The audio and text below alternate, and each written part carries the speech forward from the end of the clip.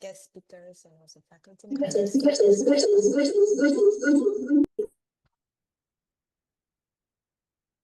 Thank you. So welcome to the final part of the Mayor's Academy. We are begin the first part of Module 6 on the future pathways to finance urban projects.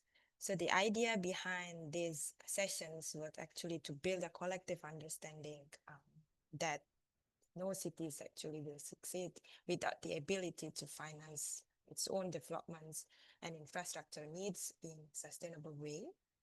While financing is actually a very complex, I think you know better than us how difficult it is to secure funding to finance your projects.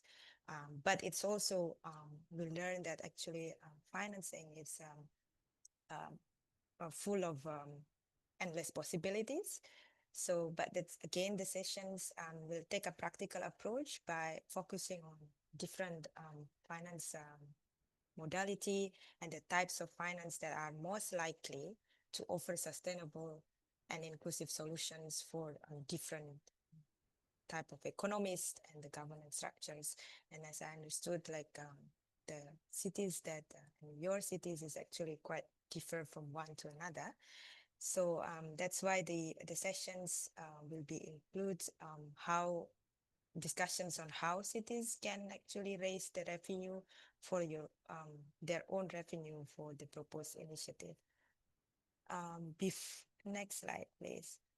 So these sessions is co-convened by myself. My name is Mahesti Okitasari. I'm a researcher fellow and academic associate with UNUIS, which is based in Tokyo. And we have Liz Villegas from UCLG Park. I think you're also familiar with her. And then Sanji from ESCAP and Tam from UN Habitat. Next slide. So before we, I think I already introduced the session, so I sort of like not going through my own slides.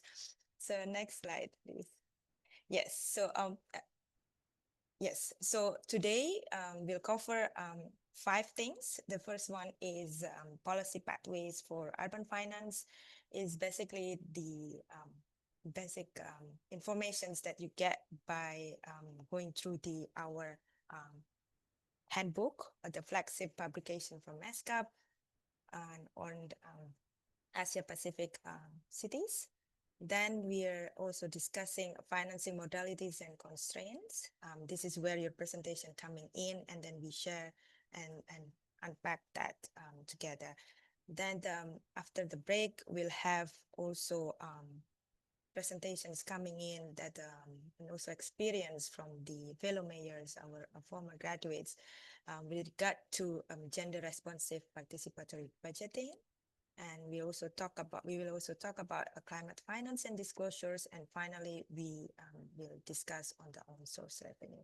So what we discuss today will provide as a base for the next 2 weeks when we are talking about how actually to sort of harness the things that we have discussed today to develop a bankable projects for your initiative.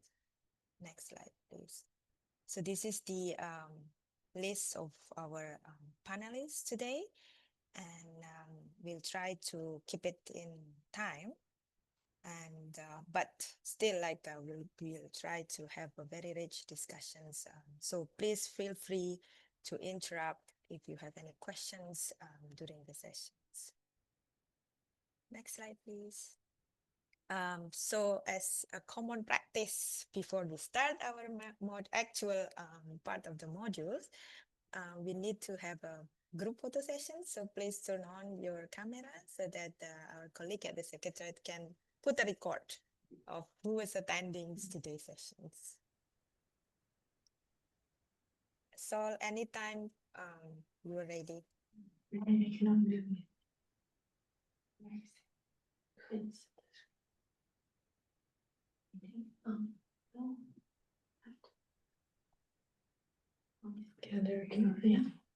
So in the count of 3, we'll be taking the group photo. 1, 2, 3. Thank you so much. Thank you very much. but a lot of people did not turn on their So yes, to start with the sessions, I was under the impressions that the mayors have gone through the flagship publications for these mayors academies. So I think this part will be very easy for you. And it's actually coming from the last chapter of the book, which is covering on the future policy pathways for urban finance. Next slide, please. So this in this final chapter of the book, actually it's covered primarily, but not primarily, but not only urban finance during turbulent times. So the publication come a few years after COVID-19. So the pandemic has actually profound impact on urban finance. So many governments, I believe, including also your cities, often have to face declining on-source revenue and often has to resort to borrowing or increase public debt, or has to access different or are struggling with the intergovernmental transfer to finance your relief measures, which have this lack of finance, which have long-term implications for the cities. So the previous, sorry, yes. So the part of the publication also talk about how we can reimagine municipal finance that can gear towards cities that are more affordable, more livable, and also climate resilience. So how can the urban finance can actually support these transformations? Those are discussed in the chapter. Next slide, please. So there are various challenges that facing urban areas that I think you are also already familiar with. And one topic that we are discussing today is actually on the financing gaps for essential urban service and infrastructures. Because of various issues, not only for the COVID-19 pandemic, government often, or your office often has to reallocate funds to address the immediate needs, whether it is a public health or where disaster took place. This can result in budget deficit and limited resources for the projects that you have in a pipeline and also the service for your populations. Many municipalities during COVID-19 pandemics actually were forced to cut the spendings or delay or cancel the infrastructure projects and have to implement different measures to manage their finance. This period highlight that the municipality finance is actually very fragile and vulnerable to shocks. And there is a need to increase the resilience of the municipal finance and put supporting mechanism in place to mitigate the impact in case of there's further shocks coming in. Next slide, please. So COVID-19 in particular on urban finance have, at least as I mentioned earlier, disruptions on your financings of the projects. And then in parallel, you see like decline in your municipal revenues, your tax revenues. That means that the economic activities are reduced. And at the same time, also, so this is like triple, I would say, loss instead of triple wins, is that the increased government expenditures, particularly on health and social service. Next slide, please. So the challenges of the city finance is actually not only happening just because of the pandemic or disaster or shocks, is that often cities, and I think you know better than myself, that often you have to fight for the way you decide on your finances, that there is a limited financial autonomy of city governments, and small cities in particular rely heavily on the transfer from the national governments and the short-term budgets. And also lack of access. This is not only facing small cities. I believe many of big cities are actually having similar issues of accessing capital markets and borrowings. It's because the capital markets system put in place what they call as credit worthiness, and those are often city doesn't have that, so they were not able to borrow from the capital markets. Next slide, please. The chapter discussed the strategic solution to overcome these challenges. And the first options is first to try to diversify and to expand and increase your municipal revenue collections. And we'll discuss this later today, both on the participatory budgeting sessions and in the own source revenue, where can learn more on how to expand and actually diversify and finally increase your municipal revenue collections. And the second one is to explore the new financing models such as bonds and climate finance. But again, this kind of accessing the capital market require capacity for financial disclosure, for example, and then we'll be discussing this as well later today. And finally, I think I also saw from your submitted initiatives that many of you put in the table how to leverage partnership with private sectors and with also the community-based funding model. So I would like to hear about this more from you actually during the sharing sessions. Next slide. So what is the publication's details on the strengthening financial resilience? This means that there is a need to build a transparent framework for intergovernmental transfer. So this makes it that because government has really depends on the transfer from the national government. So putting details on how the transfer or the money will be used based on populations and potential impact, for example, it will help building the trust between the governments, and it's also given the better chance to have more continuous intergovernmental transfer in the future. The second one is to ensure resilience, that your finance system is resilient and can withstand future crises. There are a lot of examples on how now the IT development is actually helping cities to keep track of their budgeting, and then helping with also with the communications of their financing.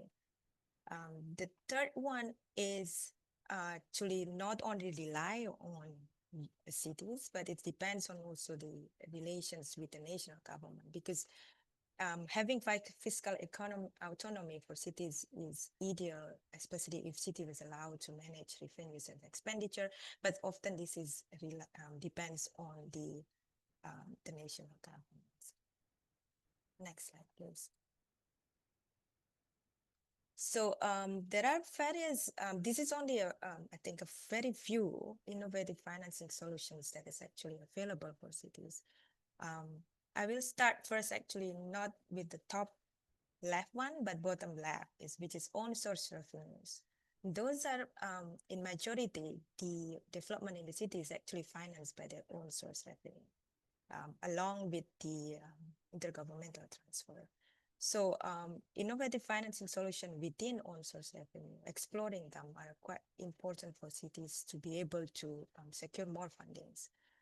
And for example, digital platform for financial management and improved tax collection is actually going to help expand the own source revenue. And also innovations such as land value captures and applications in urban projects, which is based on, it's either tax or fee based or development based, and those are primarily quite often being used for infrastructures like transport or housing. Then regional corporations and pooling resources is also will be another way to explore. And then the, private participations, but this private participation often depends on the scale of the presence of your private sectors in your cities. And the final one, I would say that it would be, I try to assess the green municipal bonds and climate resilient financing. And often, I think in the next, the final sessions, many will discuss about these climate resilient financings, including carbon credits, for example, a joint credited mechanism or city-to-city collaborations is actually part of this assessing the capital markets. Next slide, please. What do the book means by land-based financing? So this mechanism actually works on capturing the value from the rising land prices. So, and then align it with the multiple different tools to allow that compact and polycentric developments. So the case study that you would read it in the book is on the land value capture financing on the mass transit railway in Hong Kong. And on the screen, you'll see like how the mechanism work is that the government give a property development rights to the metro, and then the cooperative developers bought the land premium based on before rail market price, and they also call it as a property development cost. And then this money that the government receive is actually used for a grand service concessions or building the road itself or the capital if necessary. And then in this kind of the case of Hong Kong, the agreements there are multiple agreements in place. One is on the profit sharing developments, and then this is often in the case by case basis, so not taking it as a whole, but can be in the fractions of the land being captured. Next slide, please. So for urban infrastructure, other than land-based financing, there are many methods of financing, and the one that we put on the table on your screen now is only a few of that. And those methods of financing is applied for any type of infrastructures, and then it can be for solid waste management, it can be for mobility, it can be for housings. As I mentioned, since most of the financing of the local government is actually coming from own source revenue, so local taxes is half Ya, mungkin nih. the level. So this example is property and land tax, business tax, municipal tax, and this suits for both capital and recurrent costs. Capital is the cost of you building the infrastructures, and recurrent costs could be for maintenance. But there are different type of methods of financing that only apply, can work for recurrent costs. For example, fee and user charges for waste management, and betterment charges those are usually works only for recurrent costs. And the capital market finance, like carbon finance or international aid or finance institutions, although this is not capital, but then most of them usually can be used only for developing or design the infrastructure itself. Next slide, please. So climate responsive urban finance, what is it? Is that there are three things that should be put forward here. Is that it's important to integrate climate resilience in the financial strategies. So bring forward the aspects of climate resilience in the financing will help in the long run. And then prepare the climate-proof infrastructures with so when you develop the infrastructures, it would be great if climate-proof consideration will put in place along when you're applying for the finance. And the green bonds in general, or municipal green bonds, have often requirement of a climate responsive development for the city to be able to tap into that bonds. Next slide, please. So the recommendations is, I think I have mentioned earlier, is to expand and diversify and increase your revenue collections. Then having a transparent framework for the intergovernmental transfer.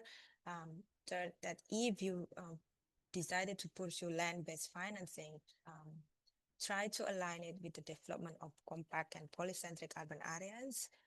Then to create a more stable and predictable policy, I think this is most important, so that to give stability for the private sector investment and the and also for the urban economic. The last one is to promote a noble environment to facilitate the climate responsive finance to support the local climate actions. Next slide, please. This is my last slide, I promise. So the book concludes with building urban resilient financial system is a key, followed by the pursuing collaborations with different type of stakeholders, including government, private sector, civil society, and what's missing here is with the community. I noticed that in the proposals that working with solid waste management, for example, working with the informal sectors is going to be critical for the success of solid waste management. And the last one is to ensure that any financial strategies that you put in place is actually aligned with the sustainable development goals to help achieve SDGs in at the nation and the global. That's all. If you have any questions, or if you went through the book and you have other question, I would be happy to elaborate on that. Thank you.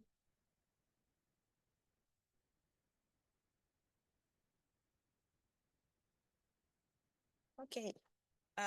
So after setting up the ground or just having a, I would say like having a review of the handbook, we would like to begin the interactive plenary sessions where you share your initiative and having discussions with the fellow mayors and the faculty member.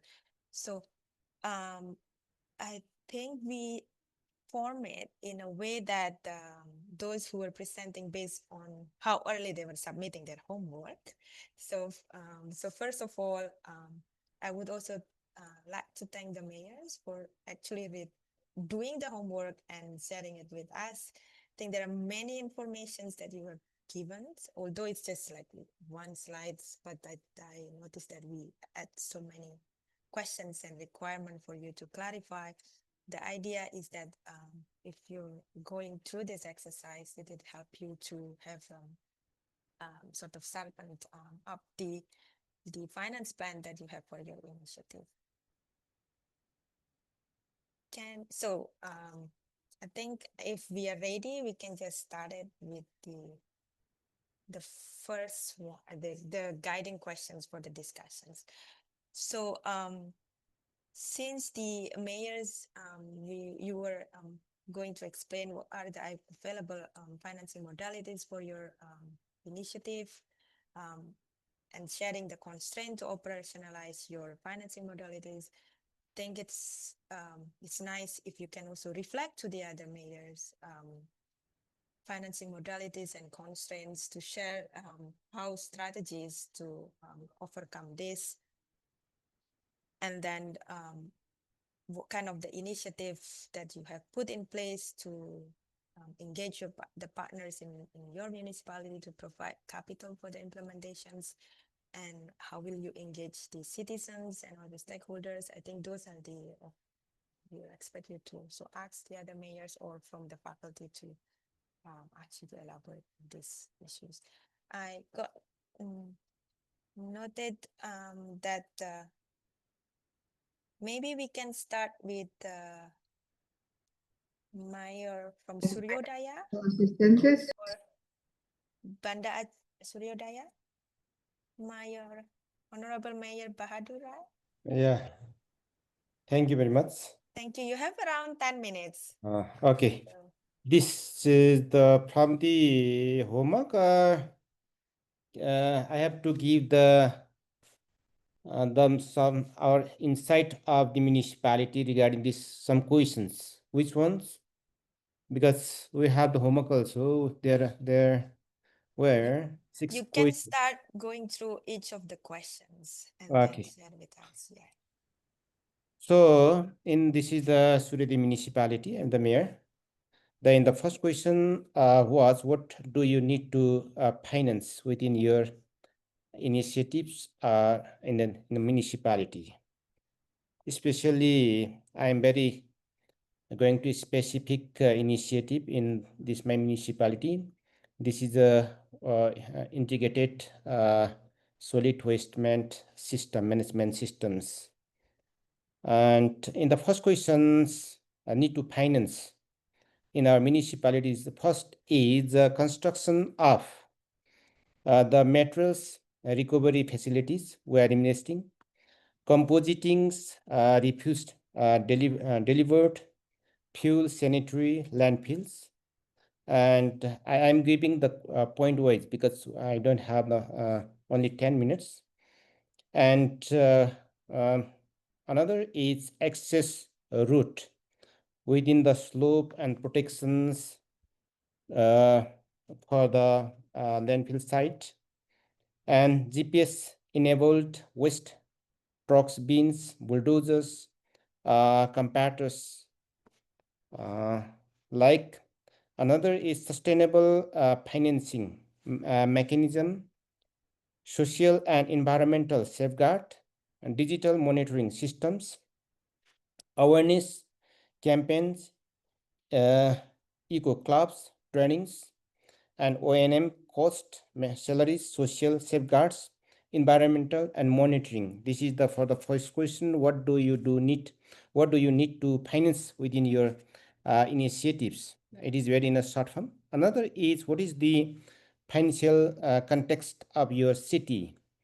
We have limited municipality revenue, like local taxes. We have fees, waste charges, grants, also dependence on the provincial and federal grants, and donor support like PSP. It is a PSP mean provincial support project. UNDP, Albertas, they are supporting. Also the tourism linked income. We have the some places, tourism places like Kanyam and Sri Antug. There is place from where we can see the sun, observe the sun rising.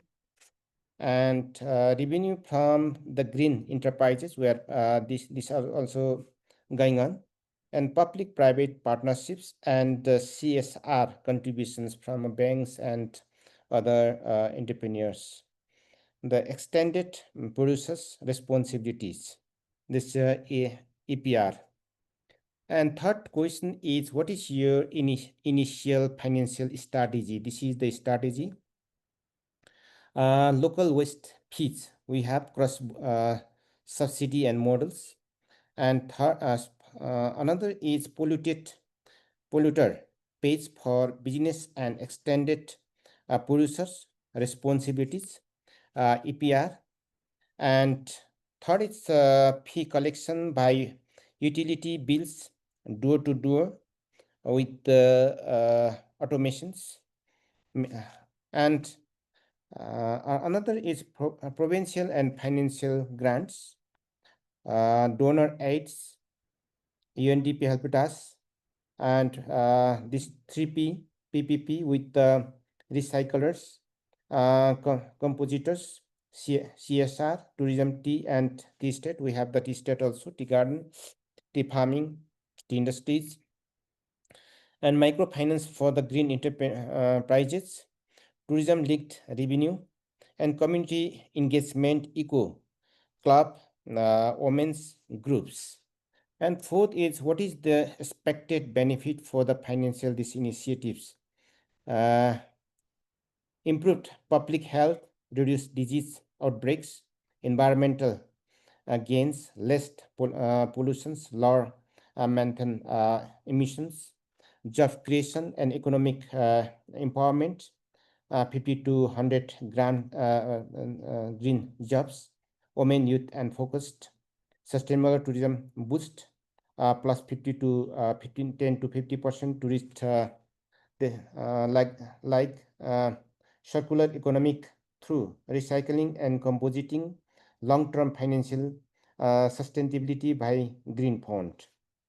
And then what are the main barriers of the financial initiative? Limited municipal budget capacity, heavy resilience on external grants, low household willingness to pay, weak community awareness and engagement, and technical gaps, no landfills experience, land acquisitions, environmental safeguards, uh, dependence on the donor continuity, underdeveloped revenue generating mechanisms. What steps will take to implement the finance strategy? Means revenue improvement action plans, sources, province and federal grant and donor fundings, revised principles, bylaws for waste fee collection, pilot three bins uh, segregations and awareness campaigns, build repeats with the recycles and tourism businesses, establish green funds from the uh, compost and recycling revenues, mobilize eco clubs and toll committees for the ownership, prepare DPR and tender documents for the solid waste management system landfills, monitor and report progress with the digital tools. These are the uh, uh, our strategies, and so the especially construction of solid waste management centers, materials recovery facilities, compositing units, refused drive fueled plant and engineering sanitation landfill with the lizard and gas management system in ward number it is in the 10. These are the uh, strategy we have, and also we are working for the sustainable urban development in our municipality. Like we have the MTMP. Also, we are investing in the land use planning, uh, and in the different sectors, like in the also we are especially working on the SDG. Thank you very much. Thank you very much, Mayor Bahadur Rai. Um, just a few, if I want, if anyone from the floor have suggestions or questions for Mayor Bahadur, please just come in and provide.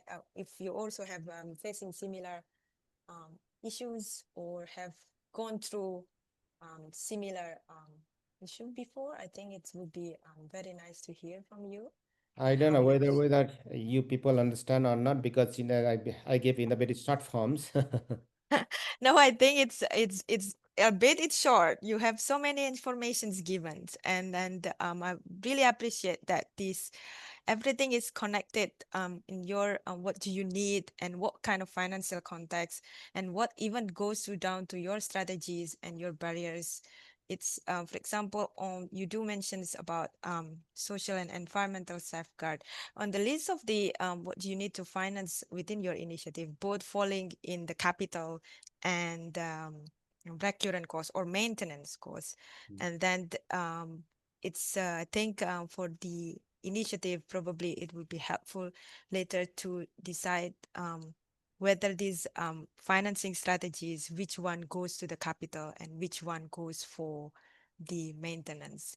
I think later on in developing bankable project or for project preparations that we're going to discuss next in 2 weeks, it will be easier to see like to strategize sort of which developing project bankable projects based on how this different financial mechanism actually put in play in your initiative. But Mayor, thank you so much. It's really Also, actually we have already finished the TUR also. We have given the TUR mhm, to our the consultants also. mhm, We got the lot of feedback from the expertise on the 8th of August from the mhm, Mayor's Academy. And also we have included those feedbacks also. And especially we have given priority for the stability and the sustainability for mhm. the project. This is the very important. The what is Indeed, the yeah. and especially for the Continuity for the long term of continuity, the it's very projects, important. yes. Indeed, and we really appreciate you actually work not only on the ISWM, but also link it with the urban planning and the broader aspect of the cities and sectoral aspect of the city, so that it's everything is connected. So thank you very much, mayors. Thank you. So I would like to invite Mayor Eliza from Banda Aceh to share with us. Itu belum okay. There is an echo. I wonder if that can be fixed. Sorry.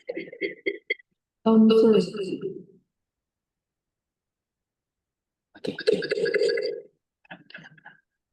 Okay. Hi, Mayor. I think you have two computers in the room, so you need to mute one.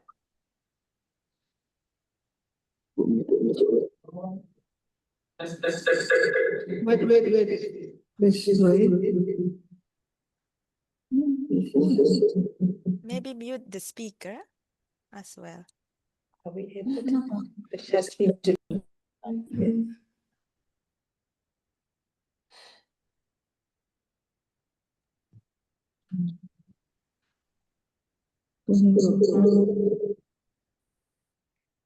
So Mayor, we still can't hear you. If there's two computers in the room that are sitting, then one computer to be muted on the computer. Okay. Still an echo.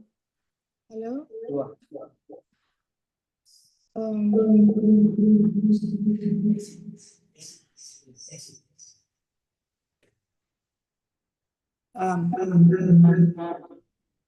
Exit apa? Okay. Yes, Oh. go ahead. Okay. Good morning or good afternoon. I would like to explain about the Banda Aceh Indonesia urban flooding and hotel lodging. First of all, I would like to explain some program and financial assistances from various sources as the solution to the problem of urban flooding and hotel lodging in Banda Aceh City.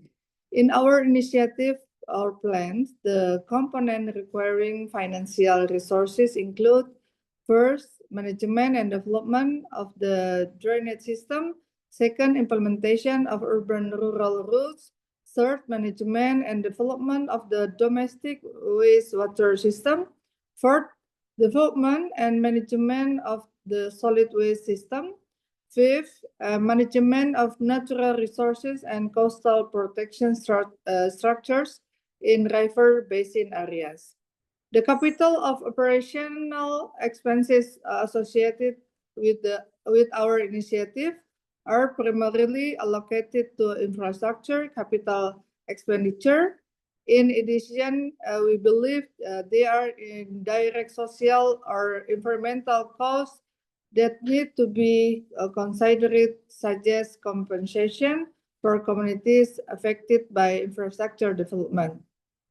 Talking about the financial context of the city, the Banda Aceh City government relies on total regional revenue for 2025 is 91.8 million US dollars. Consists of 27.5% of local government budget, 71.4% from central government transfer budget, and 1.1% from other legitimate budget.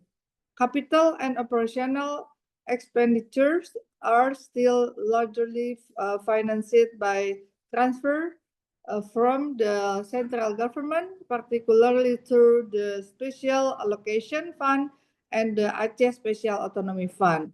Meanwhile, the local government budget, mainly from tax and life, contribute relatively little to financing infrastructure development programs. With additional support also coming from international donor agencies, in recent years, the Banda Aceh City government has also engaged in public-private partnership with the aim of the fostering synergy and collaboration. This cooperation program have been successfully carried out with the regional leaders in Aceh as well with other city leaders across Indonesia, particularly in the areas of good governance and smart cities initiative. Next, about our initial financing strategy. Banda Aceh City Government is considering various financing options, including local government budget from tax, levies, and dividend and of city-owned enterprises, as well as a transfer fund from the central and provincial government. The effort to increase expenses are being made by promotion investment, creating an conducive economic climate, and implementing good governance to obtain central government incentive. In addition, the government is conducting studies and assessment of potential expenses source, particularly from local government budget, to strengthen the financing of city development. Now we move to the potential benefit of our initiative. The main profit of our initiative include first, drainage, preventing flood, protecting infrastructure, maintaining water quality, and creating a healthy environment. Second, urban routes, improving accessibility, connectivity, transportation, safety, and boosting the local economy and tourism. Third, domestic wastewater and solid waste management, maintaining cleanliness, preserving the environment, and preventing diseases. Fourth, coastal protection structure, safeguarding land from oppression, protecting settlement and coastal infrastructure, and reducing tidal impact. Furthermore, the foreign finance barriers and hurdles, the main challenge in financing the initiative of Banda Aceh City Government lies in the limited local financial capacity to fund strategic program. This further compounded by the low level of taxpayer compliance and the national efficiency policy, which significantly affect central government transfers, still the largest source of revenue supporting the Banda Aceh City budget.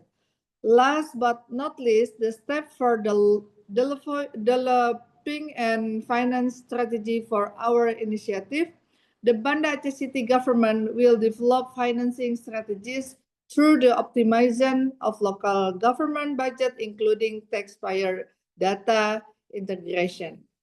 Installation of online transaction recording device in hotels and restaurants, intensive outreach, provision of tax incentive, and improvement of human resource capacity, while also fostering partnership with state-owned enterprise and the private sector to support the funding of development program. These are some of the funding sources that we plan to use to run a program for the short, medium, and long term as a solution to urban flooding and waterlogging in Banda Aceh. Thank you very much. Thank you very much, Mayor Eliza, for sharing this. I appreciate that you do mentions that you also have an experience from getting finance outside the external finance, and then the putting also on the table the risk of the reductions with regard to intergovernmental transfer from the national governments, which is still the largest revenue supporting Banda Aceh budget. I think later the discussions today on own source revenues will be hopefully most helpful in for your city to develop financing strategies to optimize your government budget. which is you have listed up here on the taxpayer data integrations. And I think these digital platforms and installations of online transactions will actually going to help you to track and expand the base of your tax revenue. I would like to ask if the other mayors have questions for Mayor Eliza.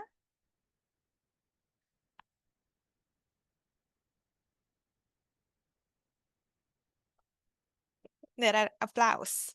So thank you very much, Mayor Eliza, for sharing your Thank you very homework, much. your plan. And the next, I would like to invite Mayor from Kampong Chanaran. If you we just received your homework, so we didn't have time to actually upload it to the deck. So if you were be okay with sharing your own screen, would it be okay?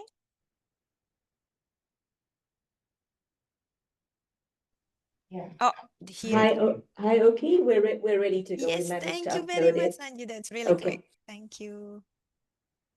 Well Mayor done. Hink, Just the floor is yours. Thank you.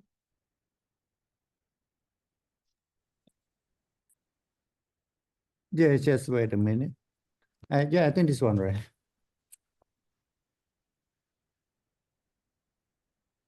Okay, thank you so much. About Kampong Chhnang, we have a project about the waste management system. I think it's similar to Nepal that he just present about the waste management as well in Nepal. In Kampong Chhnang, we start about the question number one is about what do you need to finance with your initiative. Within Kampong Chhnang initiative, the component that require financial resource are landfill free and also the operational function and also system and maintenance cost and also human resource as well. The source that we finance are mobilized by the sponsor, by the ADB, Asian Development Bank, that we start this project in Kampong Chhnang. About the second question, what is the financial context in your city? Actually, the revenue stream that our city rely on are the municipality source of revenue is from one window service office. It is the only source that we can get in the local government.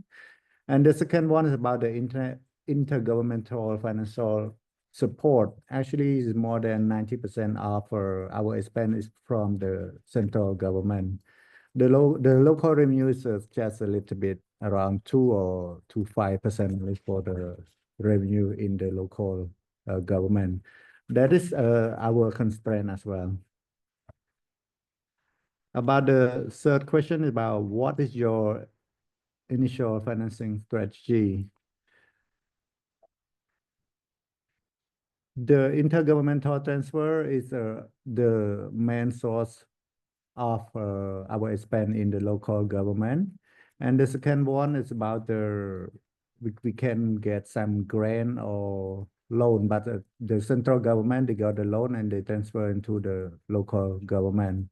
And the third one is about the PPP strategy. Actually, we can have a partnership with the private sector to develop our project as well. And we are looking for the private sector to join with this project to develop in the future as well.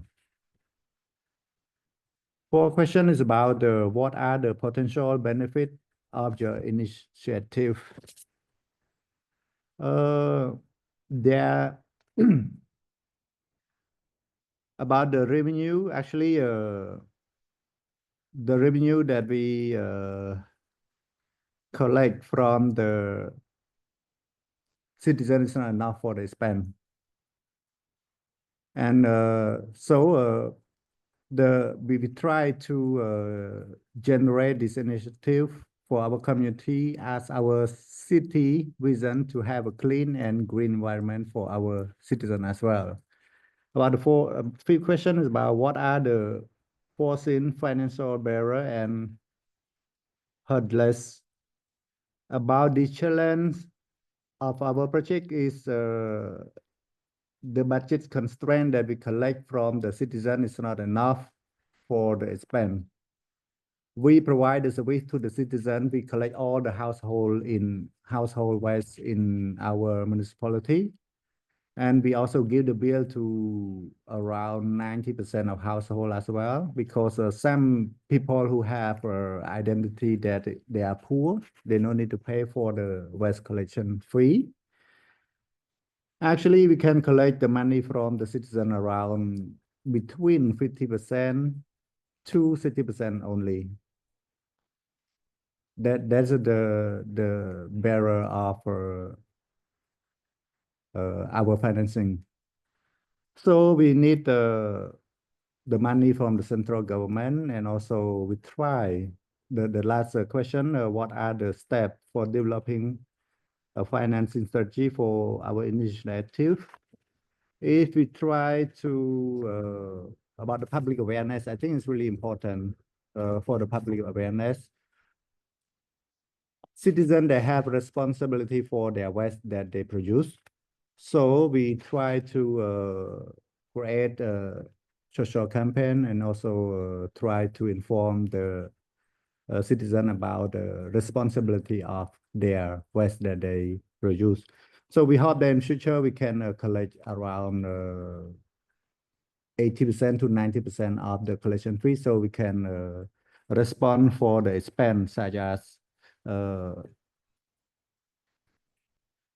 landfill, and also human resource, and also system, and also the other expense that occur during the operation of the waste management system in Kampong Chhnang. That's all. Thank you very much, Mayor. I have just, while I'm also open the floor, I think the issues that you presented and on the table is actually also similar with what Mayor Bahadur from Suryodaya, his town is also facing difficulties in the, collecting fee. Yes. I think those are both, I think, having sort of similar challenges in that. Perhaps since Mayor Bahadur is also opening his videos here, so I think if Mayor Bahadur, you have any suggestions also for Mayor Hing? Like, I think it's better to exchange. Yes. For Mr. Kampang or your mayor, Mr. Mayor of the Cambodia, the responsibility of waste management belongs to the local government or belongs to state or federal? And do you have any rules, regulation, or procedures, any laws to operate or to manage this waste management or not? So this collection fees, how are you collecting the the fees from the household every month, every week, these are the questions. Thank you very much. Yeah, thank you for your question about the responsibility and also the regulation for the citizen behalf. We have a sub-degree that we have a sub-degree that to manage the waste management in the local government, and our responsibility is local government to respond for the waste generating, and also landfill. We also responsible for the landfill as well. About some regulation related to citizen. Actually, we have a regulation. In the regulation, have punishment, but actually in our country, we not yet implement that article about the punishment to the citizen. We try to encourage citizen, and also we try for the public awareness about the waste management. And we have a campaign every Thursday as well. We have a student go out to collect all the waste in the public space to show all the citizens about how we try to tell them that the waste that they produce, we have a responsibility. They also have the responsibility to clean it. And we collect all the household waste from the household. But actually, as I mentioned before, that only around 50% of the collection fee that we can collect from the citizens. So we try to push them. We try to provide a better service to them. Before we implement this project, the collection company, they go to collect by themselves at the household. And the household, they demand for a better service, but the investor, they cannot provide a better service since the household is not pay for the fee. That's why the municipality have to take action to collect the fee from the household and pay for the collection company. This is what is the process in our municipality about the collection fee we collect every month. We deliver the receipt to the household and we can collect. And we also have office to that the citizen can pay for the collection fee, and also we working with the bank. So all the household can transfer to the municipality account for the waste management fee as well. Yeah. Thank you. Thank you. Thank you very much, Mayor, both Mayor Bahadur and Mayor Eng. Appreciate it. Thank you very much. Any more question? Is there any other questions? I think other mayors also welcome to directly message Mayor from Kampong Chhnang if they have suggestions or questions with regard to his presentations.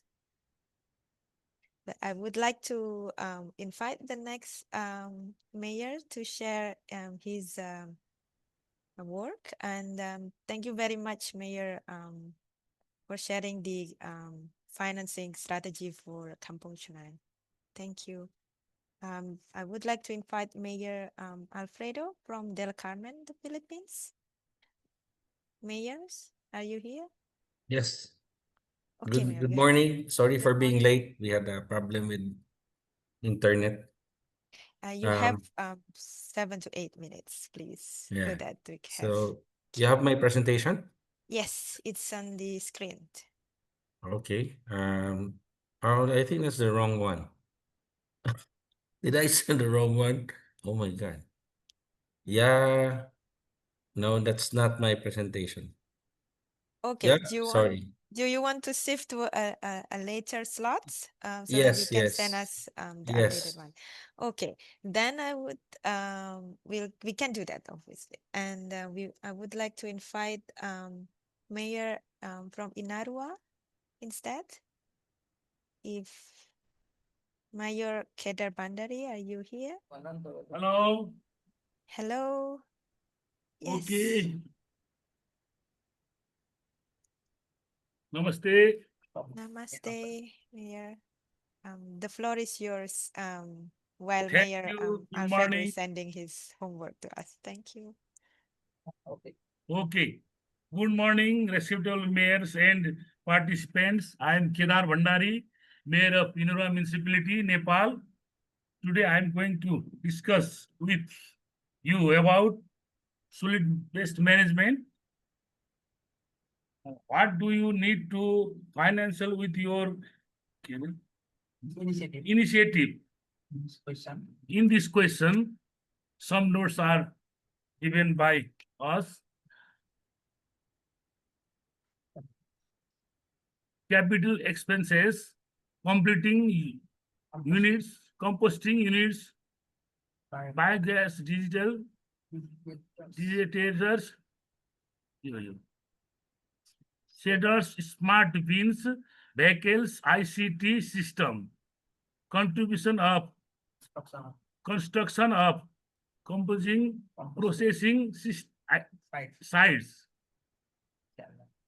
operational cost, collection and transport, fuel, maintenance, equipment, upkeep, utilities, consumable, monitoring and compliance activities, human resource and expertise, staff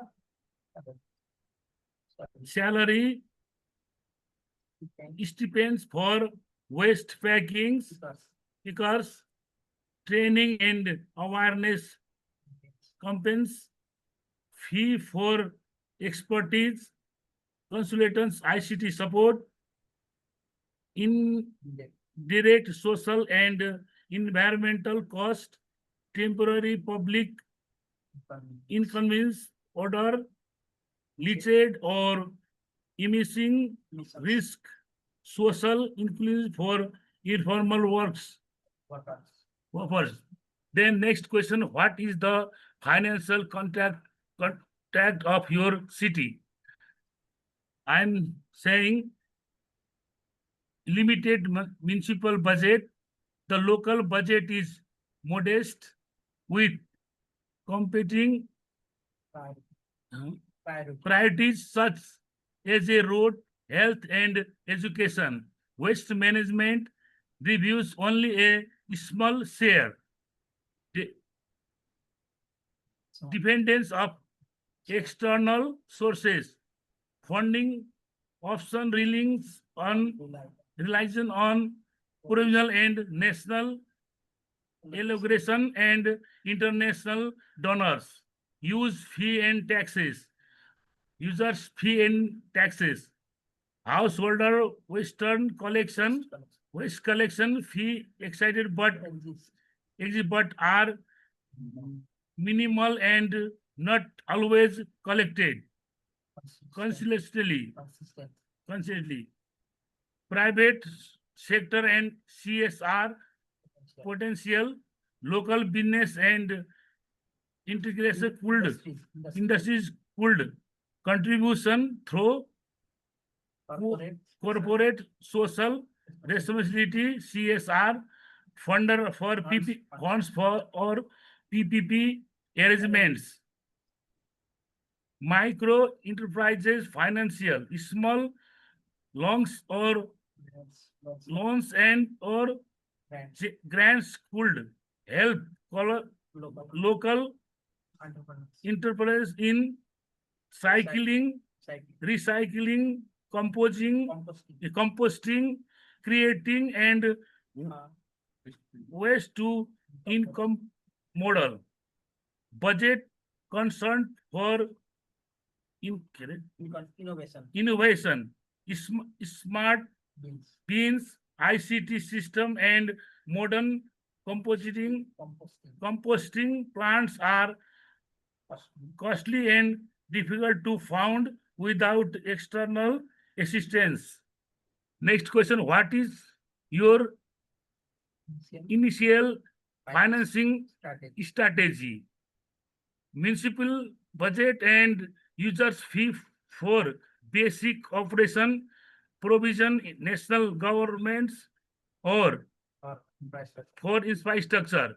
PPP contracts with private firms for collection, recycling, donor and CSR support for equipment and awareness.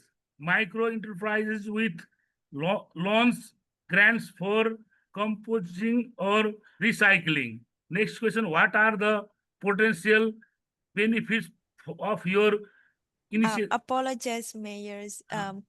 Since we are lacking in time, could we for you to discuss straightly to the steps of the strategies that you have put in place? So the last questions, I think it's also important more important to discuss that. Thank you. What are the steps for developing in finance strategy for your initiative? Municipal budget and users fee with an exploration of volume-based pricing. Allocation from the national and provincial government, CSR, private investment and international aid, loans or grants to support micro enterprise, submitting donor proposal and integrating financial assessments such a feasibility and cost benefit studies between 6 and 12 months in the implementation timeline using a multi-source financing approach to ensure the program's continuity and sustainability. Thank you. Thank you very much, Mayor Kedar. I also noted in your financial context and also challenges is issues with the low collections at the household level. And I think those is also shared with Suryodaya and also Kampong Chenang. And I noted that Mayor's Alfredo from Del Carmen actually shared that there is other fees that municipality can share with regard to ways is that, for example, fees from the tourists through airport or seaport or other entry points that you have, and then also fee from the businesses, and then real property tax that is also included the garbage collections. Thank you very much, Mayor Alfredo, for adding that suggestions. I think it's very, very nice, and especially you also mentions the type of joint venture agreements for public-private partnership for waste processing. I think it's another way also to continue with the management of the solid waste management. Think the next one I would like to invite Mayor Julaiha from Hulu Selangor.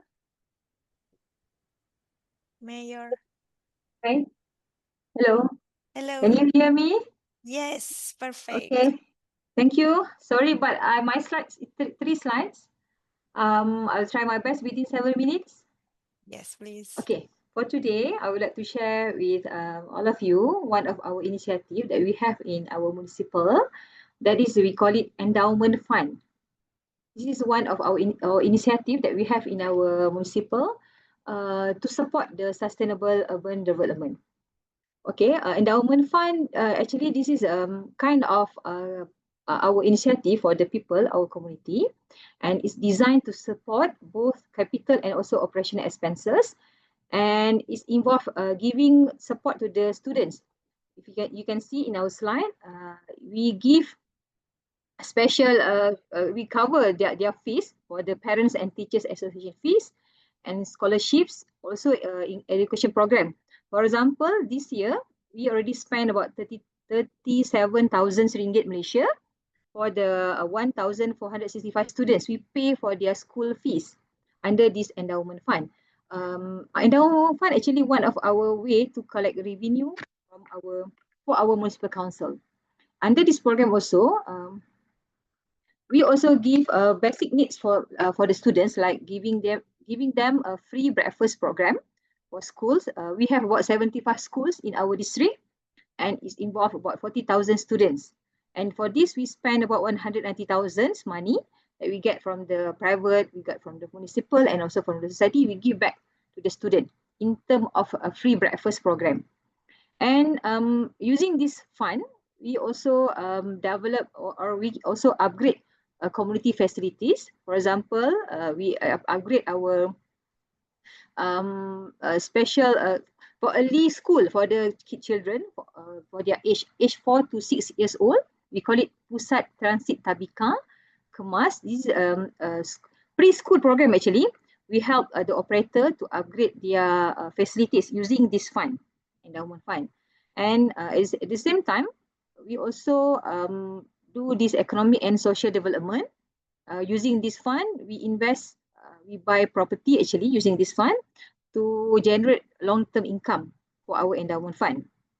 This program, this initiative, endowment fund, to support the SDG number 1, SDG number 2, and also SDG number 4.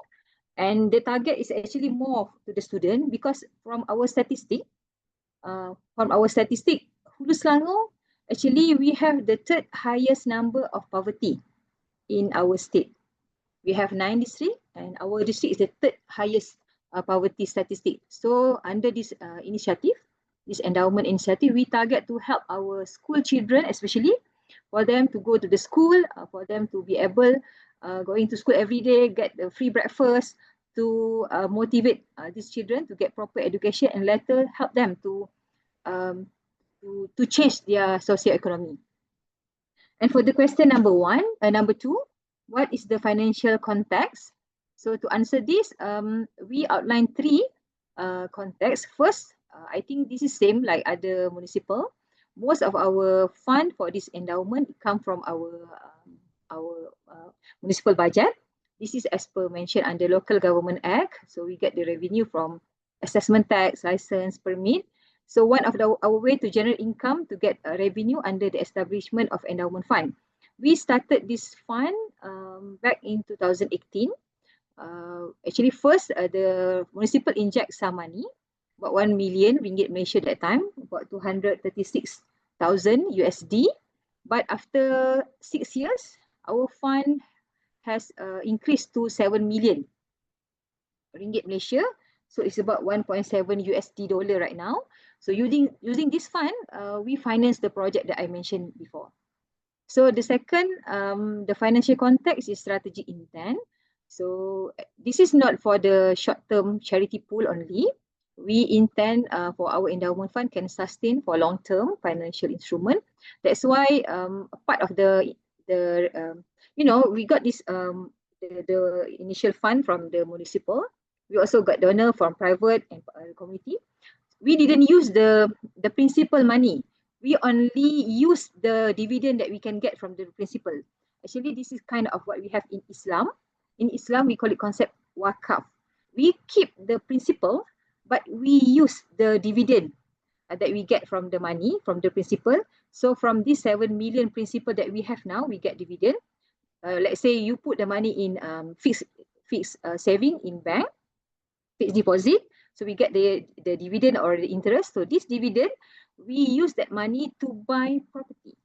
So from the property, for example, we already have 4-story shop lot. So from this 4-story shop lot, we rent it out to other private entities. So from that money we get, now we spend back to the endowment activities. So this is one of our way to make sure that our initiative can sustain in the long term. Okay, and for the financial context, number 3, we aim to leverage the fund to achieve more transformative goals. We aim to reduce hunger and poverty. As I mentioned just now, in Selangor, we have quite high number of poverty people. So we want to reduce the hunger and poverty among our community. We also want to expand the education access, especially among the early school students. And let's go to the third question. What is your initial financing strategy? Can we go to the second? Okay. To answer this, I already mentioned that we started with 1 million from the municipal council, and later we get the additional fund from the corporate and community contributions. This is what we do from time to time. We keep do the campaigning. We approach the private entity. Actually, also when we have a project from time to time for our infrastructure contractor and everything. Also investor, when they come to our municipal area, they invest here, then later we will approach them for them to contribute under their CSR program. So we get the money, we get the fund from them. We also have a public fundraising initiative. We do the campaign and we link to our PIBG, Parent and Teachers Association, and we also do the free breakfast program. So when the people can see how we spend the money back to the community under this endowment fund, so people feel confident to our program, to our initiative, so they come and give their support to our endowment fund. And for the long-term asset investment financing strategy, as I mentioned just now, we try to diversify our income through revenue that we can get from our property. For example, purchasing shop lots and other income. This is very important to make sure this fund not only solely rely on the annual injection or annual fund come from the municipal, because in future we believe we need to spend more and more money to fund our initiative. Then question number 4, what are the potential benefit of your initiative? Of course, we can see the tangible social impact through the direct social benefits. Because when we funding the free school meals and we covering the school fees, it can help to reduce the financial burdens on the families, especially the rural area family. They need this help from municipal council. And through the asset investment, like I mentioned just now, the fund also can generate income, because now we already have 4-story shop lots, different tenants there. So from that money, it can help us to gain more dividend in the future. And we hope from that we can expand our fund for the people in Hulu Selangor. And in terms of non-revenue benefits, we can see it can enhance the trust and transparency from the community to local councils. So number 5, the question, what are the foreseen financing barrier and hurdles? Of course, we have the challenge here. We can see the main financial barrier and hurdles that we can see. We need to sustain the contribution from the public and also corporate donation. This is very important.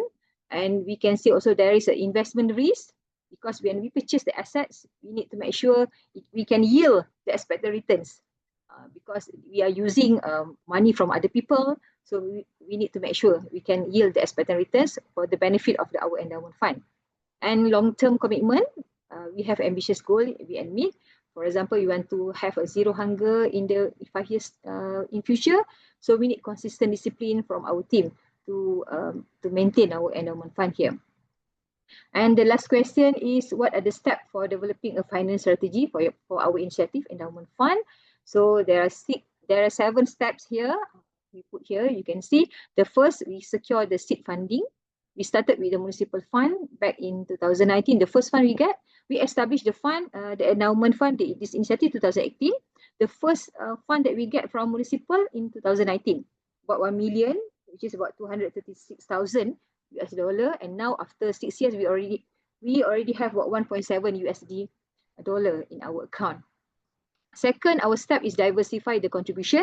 We cannot solely depending on our municipal fee, municipal fund. We need to get from other party, from private, from community. That's what we have now. Third, establish the asset investment. Make sure it's always aligned with our SDG, especially SDG 1, no poverty, SDG 2, zero hunger, SDG 4, quality education for our people. And we believe with all these 3 SDGs, it will support to our SDG number 11, sustainable city. 5th, strengthen the policies and government. We need to be seen as a transparent. We have a proper trustee board. This trustee board involve our local councillor as well. So they will monitor our program. They will monitor how we spend the money under this initiative. And the 6th, engagement with the community. We do this every week. For example, this week we approached 3 different schools for the program, and we also meet with the parents, the teachers to campaign about our endowment fund. And the last one, of course, we need to monitor and adapt. This is very important because establishing endowment fund is something new in Malaysia. In Malaysia, I can tell you that among the 156 local councillor that we have in Malaysia, Hulu Selangor is the first local councillor to have this endowment fund. Even though is this provided under our law, Local Government Act, is okay for it's the legal basis why PBT, why local councillor we can have endowment fund. But among the 156 local councillors in Malaysia, we are the first one to have this kind of fund, and followed now other local authorities also have this kind of fund. But the first one come from Hulu Selangor.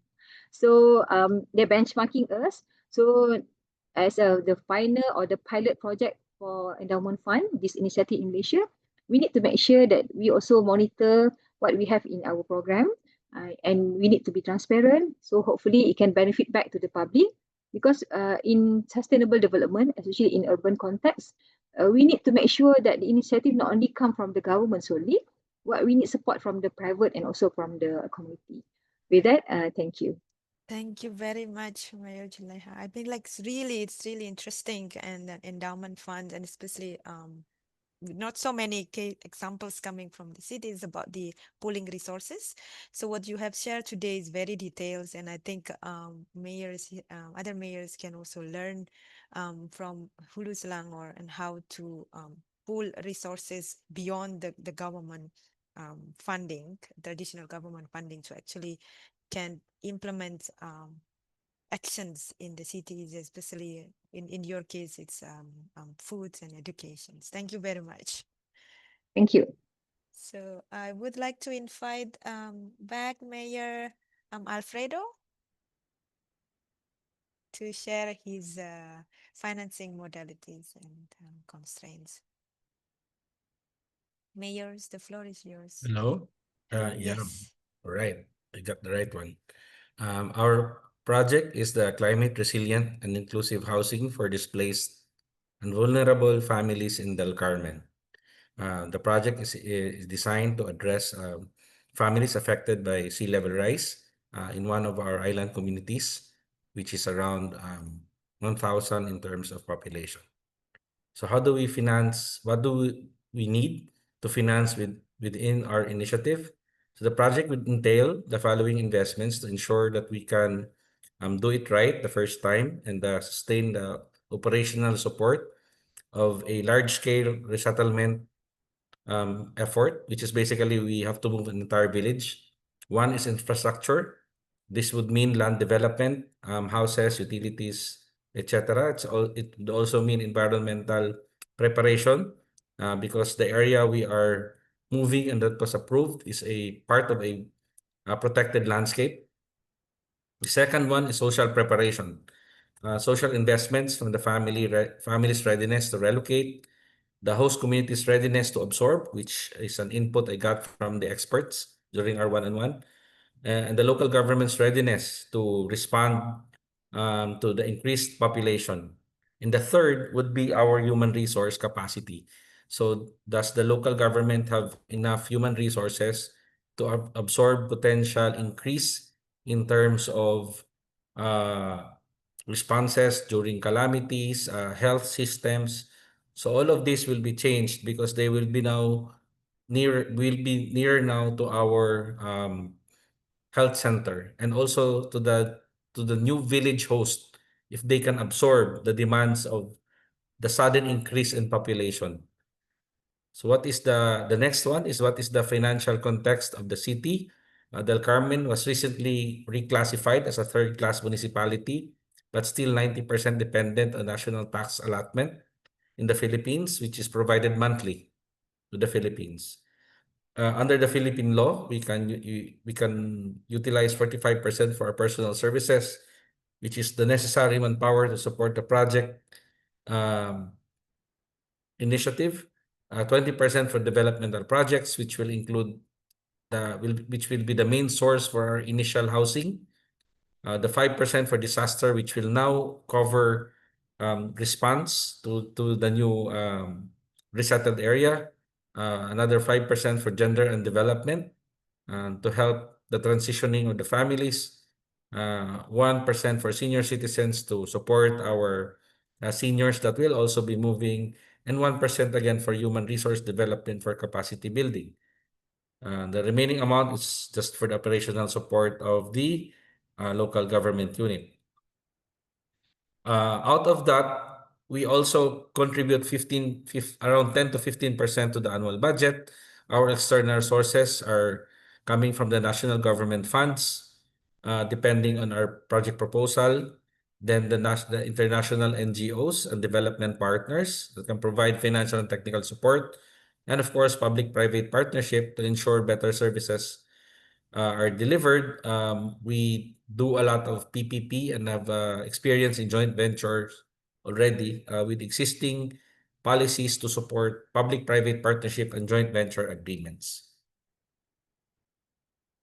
In terms of the initial financing strategy, our strategy would be utilizing our own local resources for 2026, which is around 40,000 US, to support land and housing development. Our cost to social preparation and human resources development will be covered by our regular programs, which I explained earlier. The strategy of the local government is to immediately show our commitment by early investment and action. We hope to use this as our social capital to reach out to national government, private sector, international NGO development partners, and the civil society to be engaged in partnering with us to further develop the much needed almost 100 minimum to 1,000 houses we need to establish.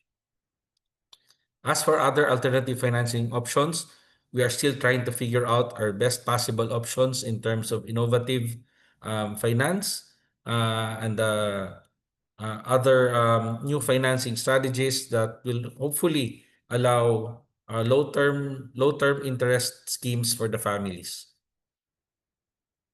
What are the potential benefits of your initiative? The main program objective is to provide temporary shelter to those families at risk that are low income, threatened by sea level rise and stronger typhoons, which will result to higher storm surges. The project is designed to reduce cost and burden on the families that needs to be resettled. Therefore, direct income from the housing is not part of our objective. The project will not be generating direct revenue from the program, but will create indirect revenue from increased business income taxes with increased human consumption and activity in the resettled community. To start this initiative, the Department of Human Settlements and Urban Development was gracious enough to start reaching out to potential partners for our project. We are also in discussion with technology-oriented national government agencies, NGOs, and private corporations on how to design low-cost housing and utility access for power, water, and internet solution. The day-to-day expenditure needs to be lowered to allow families to financially support the cost of daily needs, including access to nutritious food, being a resettled family. Again, this is the result of the input from the one-on-one discussion. What is the foreseen finance barriers and hurdles? The project will entail two major development. The actual project cost of building initially around 150 families, houses for 150 families will be roughly US $450,000. The land development will be around US $750,000 based on the current design and cost of materials and the program. Of these, Del Carmen can only do 10 to 15 houses per year, which would take at least 10 years in a best case scenario to complete the 150 households we are targeting. Given this limitation, it is imperative that we need to secure external funding fast to address the gaps and hasten the process of development. This will also include the social preparation cost. The second is the host community building cost. The host community might have their own biases as to the available support provided to them. Thus, development and improvement of existing services should also be done to the host community. There might be conflict between the resettled families and the host community. So there is, again, part of the input coming from our experts was to provide incentive and investment as well to the host community. Our estimate is that this would entail around 500K US worth of development investment to substantiate their biases on the preference of the resettlement area. This again includes social preparation cost. Now, what are the steps to develop a financing strategy for the initiative? The initial investment coming from the local government will be presented as part of the annual budget. And once approved, it will become a legislated appropriation of the local government, which means we can immediately start as early as first quarter next year. As for the external sources, compelling and comprehensive proposal and lobbying for resource needs will be done to secure support and attention of the national government, international NGOs, civil society, and private sector to fund the proposal. Related to this, the planned housing summit, we plan to do a housing summit to invite all potential stakeholders for a local culture of gathering we call Tambayayong to identify additional commitments of support to move the program forward. As for other alternative financing options, we are still again trying to understand how to do fundraising and viable long-term low-interest schemes for the families, and to look into innovative financing options that we have done for fishers. We'll try to do for housing. That's it for the municipality of Del Carmen. Thank you very much, Mayor. I think it's really nice that you incorporate all the comments during the feedback sessions, and basically not just addressing the financing of the issues itself, but also taking into the broader context. Thank you very much. I think we are at the end of the sharing sessions, but I would like to invite Mayor Azim from Malay, if the mayor is present and have comments or feedback to be shared with the floor.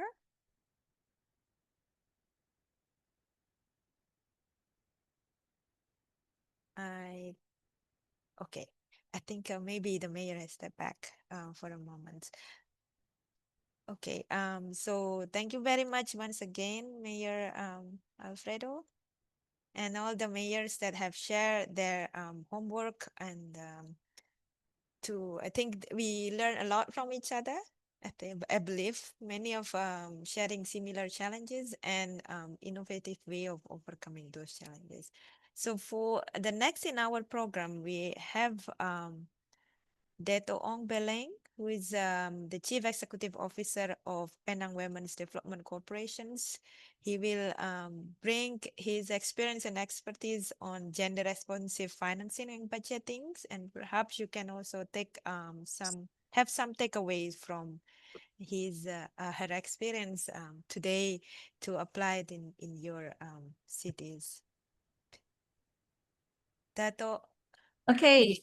Good afternoon, everyone. Can you hear me? Yes, we can hear you. Okay, great. Thanks, Mahasi. And also colleagues from the UCLG aspect, as well as most importantly, the fellows coming from, I think we have 6 countries in today: Cambodia, Indonesia, Malaysia, of course, Maldives, Nepal, and Philippines. Hi. Okay, thank you so much for this invitation. And this GRPB, the Gender Responsive and Participatory Budgeting that I'm going to share, is something which is very pertinent, especially when you talk about how to finance sustainable urban development, which again is in line with our SDG, the ultimate goal of SDG, which is leaving no one behind. Means we cannot leave not just the men, the women, but even the children, the older people, as well as people with disabilities. So this is actually what the GRPB approach is trying to do, to look into the different segments of the society. I will now share. I think we don't have much time. I was informed. So what I'm going to do is I will try as much as possible to give you the framework of this GRPB, the methodology. I will also share some of the case studies that we have actually done and some of the impact studies which came up from the projects we have run, as well as our journey into institute the GRPB. I'm trying to share, but okay, I'm not sure whether it's happening. No. Okay, so let me hang on, yeah. Let me share.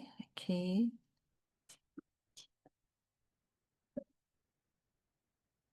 Okay. All right. Okay. So the gender responsive and participatory budgeting, I'm going to share the Penang model, yeah. I hope most of you or all of you know where Penang is. Just a recap, this is a state in Malaysia, one of the 13 states in Malaysia. And this is a state that you should come if you haven't been here, because we are famous for food and the people, right? So do come to Penang. We are actually at the northeast of the country. It's an island as well as why we have a small portion of the mainland. So what we are saying is that, okay, what is GRPB? Well, it is basically a methodology. Yeah? It's a methodology where we would like to incorporate the 2 part of budgeting, that is on the gender responsive, as well as to look into the participatory budgeting. Yeah. So it's a combination of both, basically to achieve this gender equality and social justice. Okay, because we are saying that in any budgeting, we should also take into consideration all segments of the society as well as their different needs. And let me go next to this GRPB. So it's actually a merging of the gender responsive budgeting. Responsive coming in from the government, looking into the data that is that's available, then look into how is it then that budget should be allocated. Okay, but the other part that we're also looking at is the participatory budgeting. That is, we also want to know how do we then involve the people, how do we then provide a voice for the people, as well as how do we then enable them to be the agent of change. So that is the whole concept, the basic concept of GRPB. Let me put it in the term of the government as well as the citizen. So the government, of course, is the representative of the people, and the GRPB is a very strong methodology when we talk about gender mainstreaming. How do we include, to make sure that the men and as well as the women are also included in our budgeting? And not just budgeting, gender mainstreaming is overall, right? And it's actually provide a good governance methodology when we look into how we track and how do we evaluate also the budgeting. The other part of it is the participatory budgeting. How then does a citizen provide a voice? Okay, so how then citizens not just become the service receiver, but they are also in partnership. They are also part of the solution making and solution providing, and also to provide a democratic space for the citizens themselves. So this top-down and bottom-up approach, okay, is what GRPB is all about.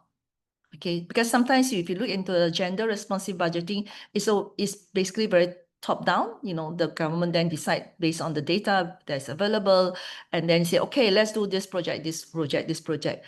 But what we are advocating is that actually to also hear the voices of the people. Get them to say, okay, is this a solution that is pragmatic? Is this something that you want? Is this something will meet your needs and all that? So, ladies and gentlemen, look at this this chart, this picture, this photo, and this is what GRPB is about.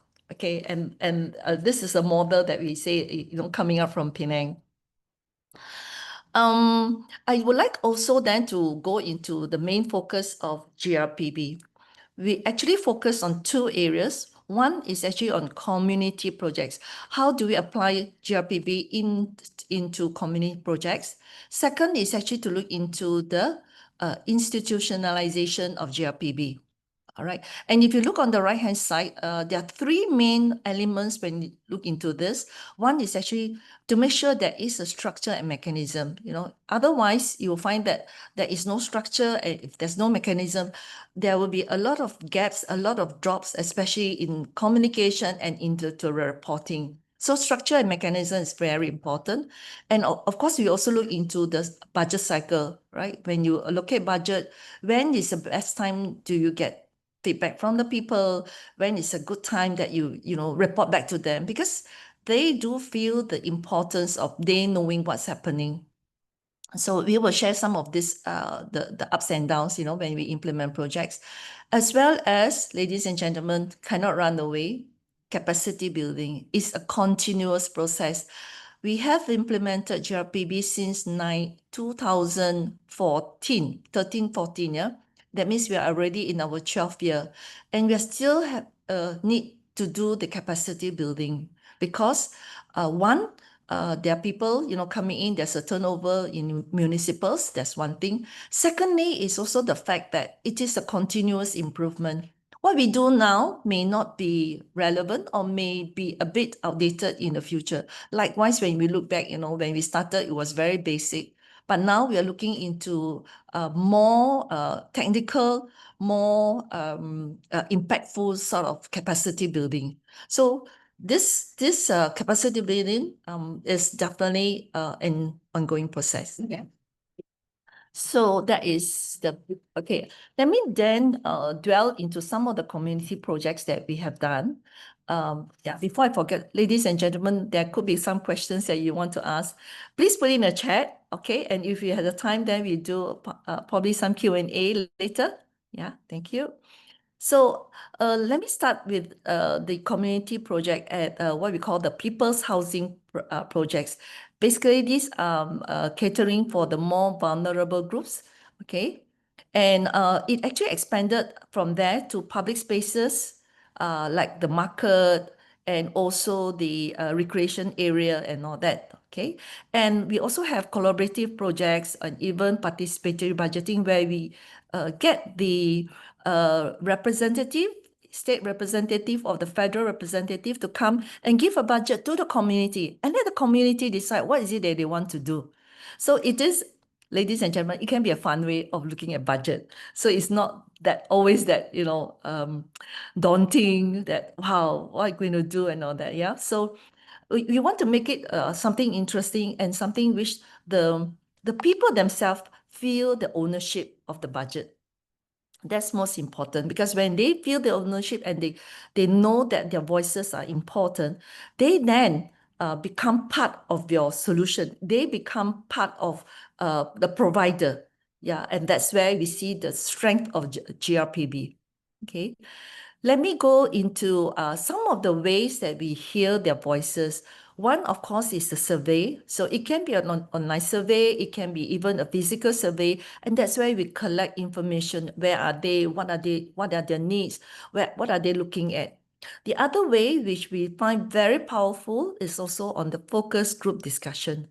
And when we do the focus group discussion, then again, we also divide them according to their sex, that means male, female, as well as their age. So we then group them, the youth into one group, the adults into one group, the elderly or the older people in another group and all that. And sometimes if there are some barriers in terms of language, we may have to then divide them into different languages too.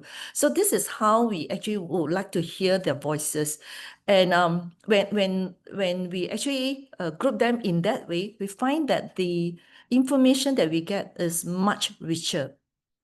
For instance, when we group the women together, the adult women together, well, women tend to then bring up the needs of their children, okay, and also then some of their needs. However, if we were to group the women together with men in a big town hall, sometimes they don't have a chance to voice up because normally they'll say, okay, let my husband say something or let my father say something. So then we don't get to hear them. Yeah, so focus group discussion is actually a very powerful way of getting opinions and also getting feedback from the community. We also have done some projects where even the next one, which is number 3, is voting. So we actually give the chance to the community to vote. Okay, to vote which is the project that they feel, and this is a project they need and they want. Yeah, so we actually have voting process, and they feel very proud. Then say that, wow, you see, I voice, and then I get voted, or I have a chance to vote to see what is it that is relevant for my community. And of course, last but not least is also the budget dialogue. We in Penang, we actually have a budget dialogue through town halls, and we call people, the NGOs, even some of the government department to come in to be part of the solution finding on how can we spend budget which is sustainable and which is impactful for the community. In doing that, we are actually looking into some of the practical needs, what is the short-term needs and all that, and also what are the strategic needs in terms of the long-term. So we look into what are the priorities. The municipal then look into what are the priorities in meeting the practical as well as the strategic needs based on the budget that we have. Just to show you some of the sort of a transformation or change in for the people's housing. So the one on the left is actually on the island, and the one on the right is on the mainland.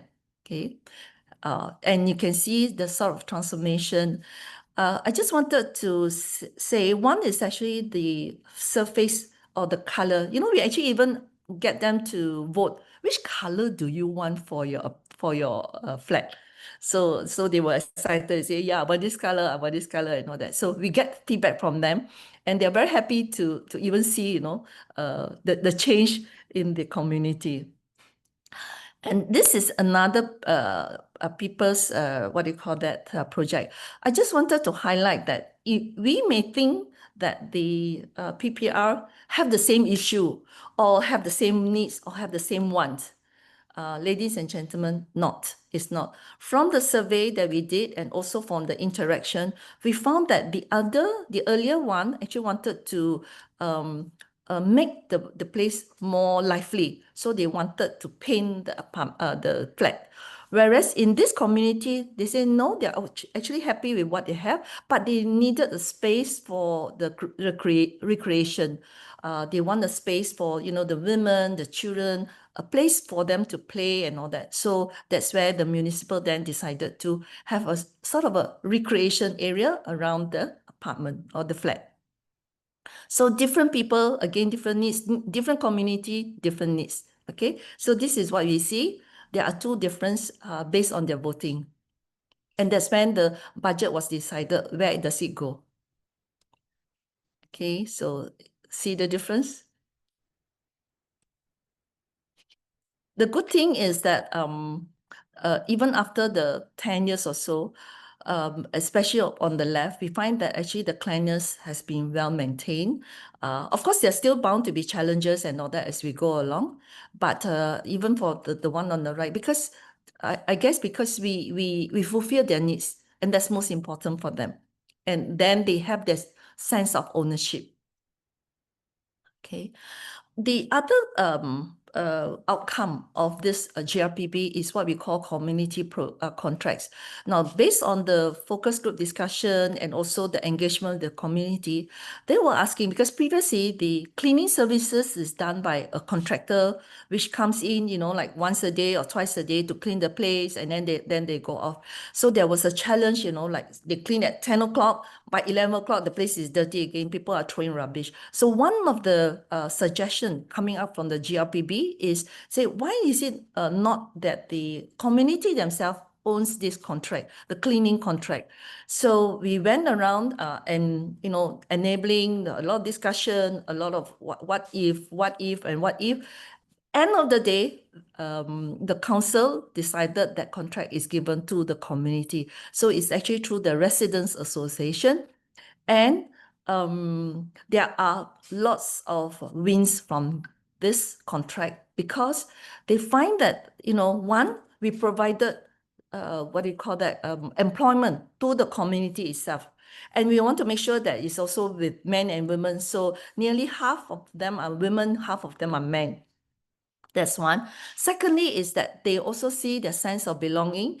And because they live in that environment, they know each other well. So they come to extent, you know, if somebody were to throw a rubbish down, they say, hey, you know, level 3, unit number 5, why are you still throwing rubbish? You know, so then that create a sense of, again, a sense of community among themselves. Yeah. So these are some of the wins that we can see. And of course, the part that until now is definitely still being maintained, and thus it is and can be sustainable. Okay, and this is some of the works that we did when we actually do the engagement. The one on the right is the different groups that we divided them into, the men, the women at different ages. Okay, of course, when we actually do such engagement, sometimes we find that the youth are not there. So we have to use different strategies to reach out to the youth. So they may not come during this big group discussion. We have to engage them, especially at night when they're back. Okay, so we then have to call a separate session for different groups. Okay, especially the youth. Right. Well, just also sharing some of the impact of the GRPP at the community. We have named 7 of it. We find that there is this empowerment, especially among the women.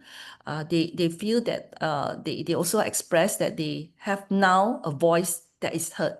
Okay, and of course, it has changed the image of the whole community, you know, because previously is deemed to be one of the place that people don't want to go. It's dirty, you know, it's a lot of issues and all that. But can see the transformation, okay, of the whole place. Third, of course, is income generation. We are able to provide employment for some of the people in the residents, among the residents themselves. Of course, a sense of ownership. There is then now a bonding within the community.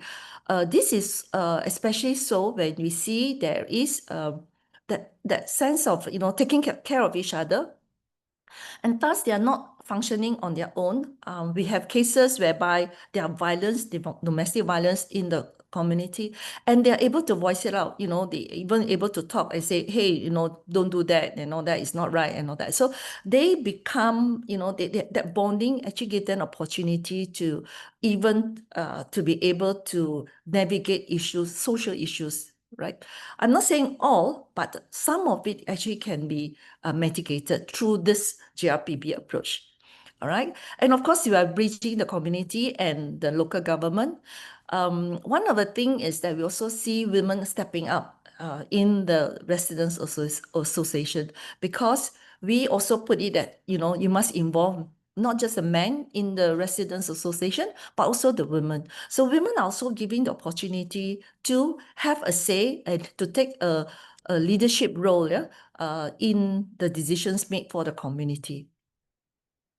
Well, this is some of the recognition or some of the awards that we have actually obtained in 2014, 2018, okay, through the International Observatory on Participatory Democracy, IOPD Award, right? I just want to do a snapshot about what I say about institutionalizing of GRPB, because GRPB is methodology, but then how do we put it as part of a policy for the local government? So this is actually what happened in 2018. After 2013, 2014, we have put the GRPB as part of the strategies, implementation strategies in our gender inclusiveness policy. So probably we are the only one state that have such a policy, a gender inclusiveness policy. And number 4, which is GRPB, is now being part of the policy. So then it gives the local government well, it's like a power of authority to implement the GRPB. Okay, that's about it. Whatever we say, the underlining statement is that different people have different needs. And with that, thank you so much. Is there any question? Thank you very much, Dato. I open the floor if we can have one or some burning questions. I know it's really interesting. Please, Mayor. Yep. Karen. May I ask for the, Mayor Eliza? Yes.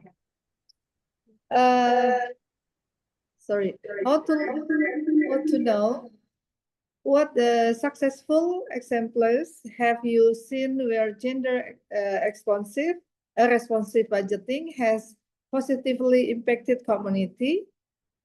And then how can the partnership with the NGOs and private sectors enhance gender sensitive budgeting effort within local government? Just thank you, Haja. Yeah. Thank you, Haja. Thank you for Thank you, Dato. I would say that a lot of hard work, yeah. In fact, I would say for GRPB to be successful, there are 3 Ps that we need to have. One is political will. Dia kena ada, you know, the leadership, even at the state, even of course federal if possible.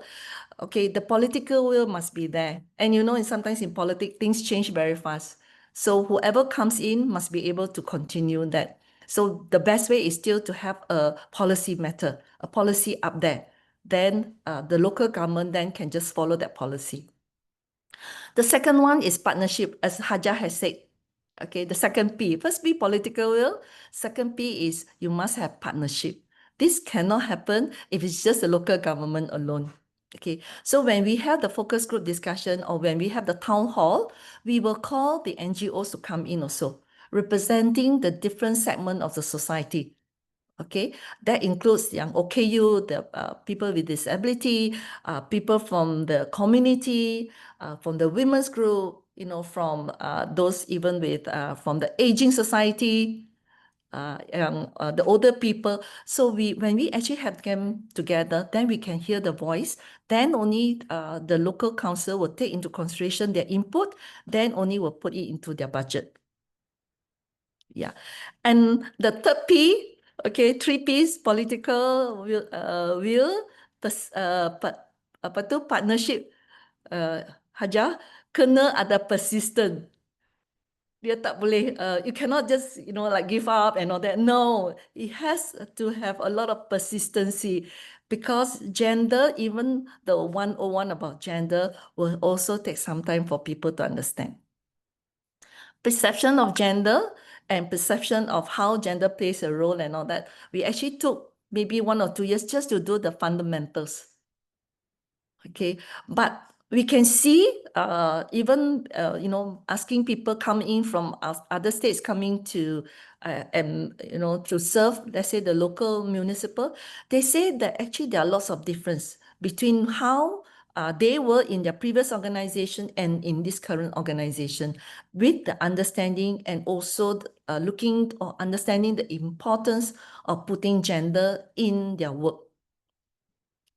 Okay, so we hold to the urban agenda, we hold into the SDG, we hold onto our state policy as well as the local government direction, and say that everyone needs to be included. No one left behind. So that becomes our mantra when we talk to them. How do you make sure no one left behind? Make sure that you take into consideration the perspective of men, not just men only, but also women. Okay, and also the young children, the older people, and the people with disability. Okay, and also make sure people coming from different demographic in terms of the social economic status. Are they in the rural area or are they in the urban area? That these are again different. So a lot of dissection, a lot of intersectionality when we talk about gender responsive and participatory budgeting. However, we find that those projects that using this methodology is sustainable because people are involved in the whole process. And when they're involved, local councils actually life become easier because they don't have to be the one always doing all the work. They involve the community become part of their solution. Thank you, Dato. Is there any other quick questions before we take a break? Yes, Mayor. Yeah, just a technical question. Thank you again for the really inspiring presentation. What percentile of budget do you use for the GRPB versus the total budget? I'm just curious. Okay, good question. Our fellow from Philippines. Okay, so there is 2 levels of budgeting. One is actually the total municipal budget. That's also where they engage. Most of the time, they do what we call the town hall. But in the town hall, then we still divide them into different groups. So we have the overall overarching direction about how the people themselves want budget to be spent. That's the first level. Then from that, the municipals then go back and look into their figures, you know, okay, how much you allocate for cleanliness, how much, you know, you allocate for rubbish and all that. Those are the more, what do you call that? Those are essential ones, okay? And then there are budget for development. And then from there, then they will locate, okay, let's look into, let's say, on aging. How much do you then need to put for aging? How much do you then need to put for, you know, getting people to be active, participating? Okay, because we also want to make sure that the elderly, the older people have access to the facilities. You can have a lot of facilities, but if the certain group of people are not able to access, then there will be issue. So first is overall budgeting. All right. Then there'll be then again projects develop. Okay, development of project, design of project, and all that. There is another layer of budgeting where we also use a GRPB. So one overall, the other one, when you go to the community itself, a particular community, then we also sit down with them and use the GRPB approach. Thank you very much. Thank you, Mayor Alfredo. I think if you have any other questions for Dato, please send us email to the secretariat, and we'll be happy to forward it to Dato for a more detailed answer. Thank you very much. Thank you very much, Dato, as always. Thank you very Very much. inspiring and very detailed. Thank you. Very much. Thank you. So please remember to what do you call that? Practice the gender perspective when we do a budgeting. Yeah, I think that's most important. Yeah. Thank you very much, everyone. Much. Everyone will take a short break for 5 minutes, and then we'll come back. We'll resume with the we have Mayor from Badiangan, Mayor Suzette coming in to share her experience also on the participatory exam. We'll be back in 5 minutes. Thank you.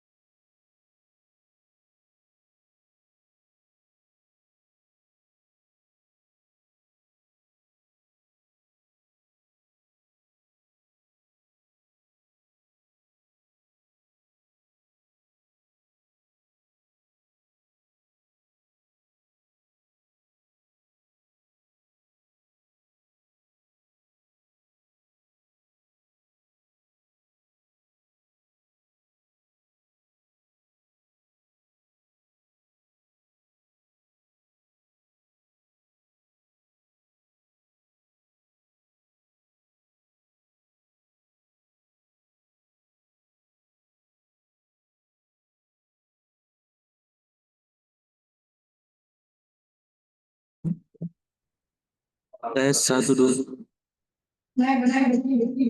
Masuk begitu ya?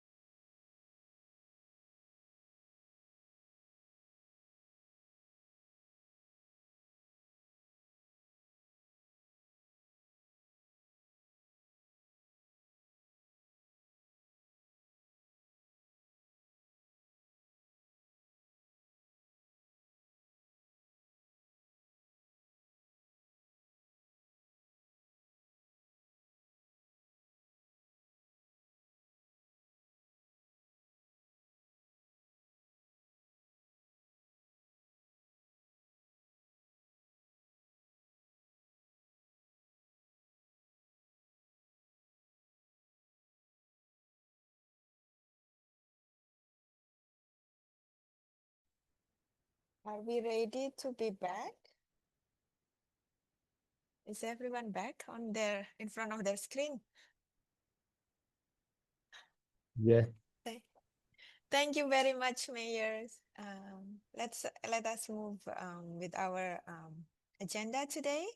And I would like to invite Mayor Suzette from Badiang and the Philippines. Mayor Suzette, thank you very much for your patience. We were running behind the schedule, but here still you're waiting for us.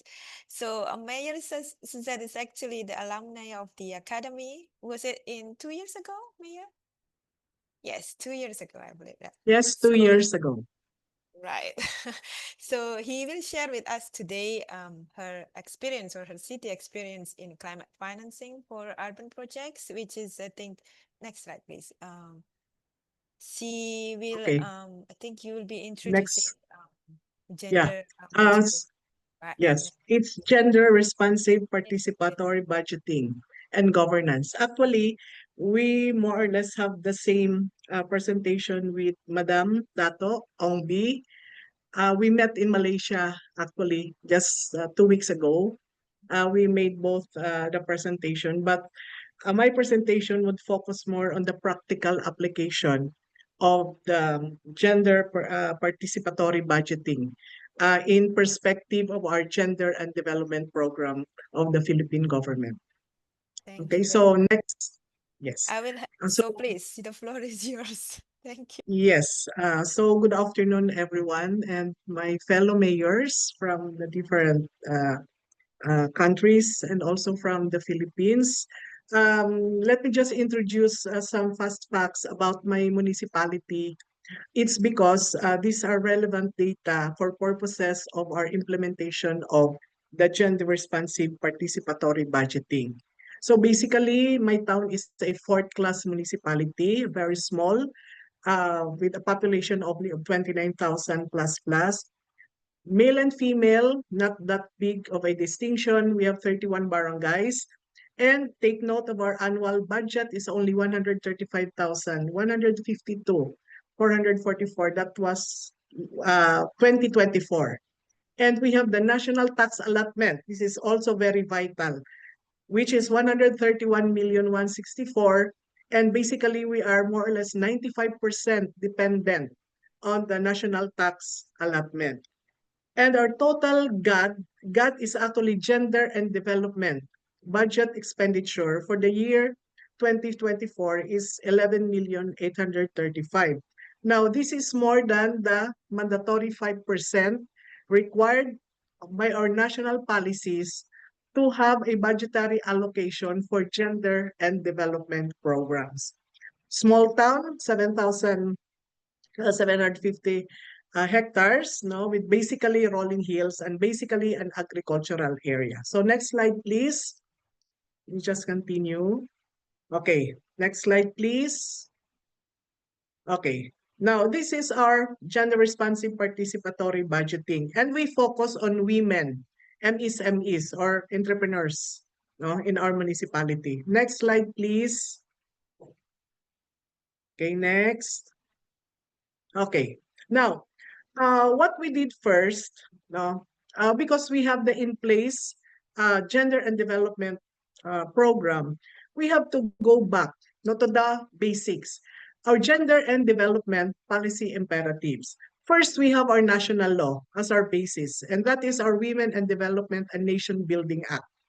We have also our Magna Carta for women, which was duly implemented, and we have other policies, guidelines, and rules issued by our different agencies, very especially the Philippine Commission on Women, focused on women's empowerment and other programs on women. And we have our local initiatives and measures. We have our GAD plan. GAD is again Gender and Development Plan. We have our GAD code, Gender and Development Code, and we have our annual investment plan. We call this as AIP, and of course, our annual budget. Our annual investment plan is a roadmap for our municipality upon which we based our annual budget with respect to the plans, programs, and activities that we will have. So we reviewed our basis in order to come up with a gender responsive budgeting. And in order later on to put funding and to put priority funding on our different gender-based programs. Okay, next. Please, next slide. Okay. We have to reorganize and reconstitute our GAD focal point system. Who are those people? The LCE, this is, of course, the mayor, local chief executive. The SB is the Sangguniang Bayan or local legislative body, chairperson on women and family. The women's organization, we have Kalipi and other women's organization. We have the academe, we have the accredited public organizations, non-government organizations, and civil society organizations, and the private sector. We have to reorganize. Next, we have the technical working group for our gender and development. Please, okay. And these are composed of our department heads in the agency. And we go down to the basic. These are our barangays, which is the basic political society that we have, the front line in our services. We have also to organize the GAD focal point system, and that is the GFPS, the punong barangays, the head of the barangay, the Sangguniang Kabataan, that is our SKs, our Kagawad, those are our local councilors, and our barangay volunteers. Then we went into strategic planning. We have to undergo strategic planning in order to identify our gender issues. Okay. In the strategic planning, we conducted FGDs, that is our focus group discussions. We have community-based consultations and needs assessment, and we have also to conduct data gathering. And in this data gathering, this is usually with gender lens with respect to our data gathering. And going through our strat planning and our FGDs, we came up with the identification of gender issues. For the municipality of Badyangan, we have identified that despite our GAT code and everything, but we have identified that we have a low gender base and a low gender bias and a gender bias PPAs, plans, programs, and activities, both for our municipality and likewise in our barangay level. The second issue that we have seen is that we lack the social, the economic, and the physical development of PPAs for our women, and basically our women's group. So we look into it, and next slides, please. We go to the next slide. Okay. We went into intervention. We went into the whole of the budget approach. Now, the question is, why do we have to do this? Because number one, we do not have enough funding. That's given because as a fourth-class municipality, we have very low local income generated, but very high dependency or on the NTA, that is the national tax allotment given to our local government unit for the operational aspects of our governance. So we have to conduct the formulation of our GAD responsive PPAs because as we find out in the issues that discussed previously, we have a very low gender-based PPAs. So we have to conduct the GST. This is the gender sensitivity training, no, with the GAD concept being put into the planning, into the budgeting, and we went into capacity development. We have to go on CapDev. And who are these beneficiaries or who are these people? Again, we have our punong barangays, our members of the Municipal Development Council, this is our MDCs, and we have our GAD focal person system, those officers that I have mentioned previously, our other local officials, our women sectoral groups, our women sustainable livelihood programs, our vulnerable sectors like the PWDs and our senior citizens, our MSMEs, and other community stakeholders and civil society organizations. So based on that, we have specifically identified low gender-based and gender-biased PPAs. We have lack of gender responsive social, economic, physical developments. So we have an unorganized MSMEs. These are our loom weavers. Women are still the breadwinners. They are still multitasking. And with respect to their products, there is no ready market. And we have concerns with our PWDs or persons with disabilities because we have so many unpaved roads which affect accessibility, safety, and security of our community.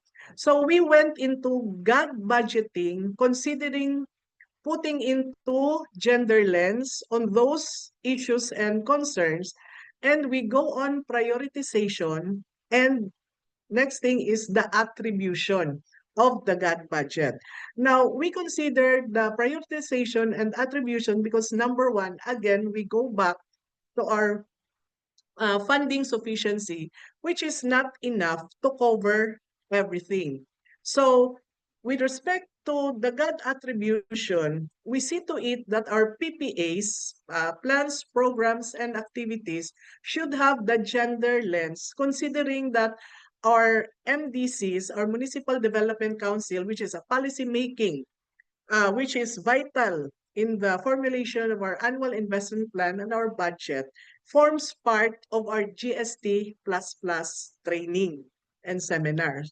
So they are being inculcated with the GAT concept and capacity development in order to put gender lens in our GAT, gender and development budgeting. So we put in and we implemented the GAT budgeting attribution, not only with focus on the 5% GAD requirement as mandated by our national government, but we increase GAD utilization budget in order to provide gender responsive programs in our women, in our MSMEs, and in our community. Next, please.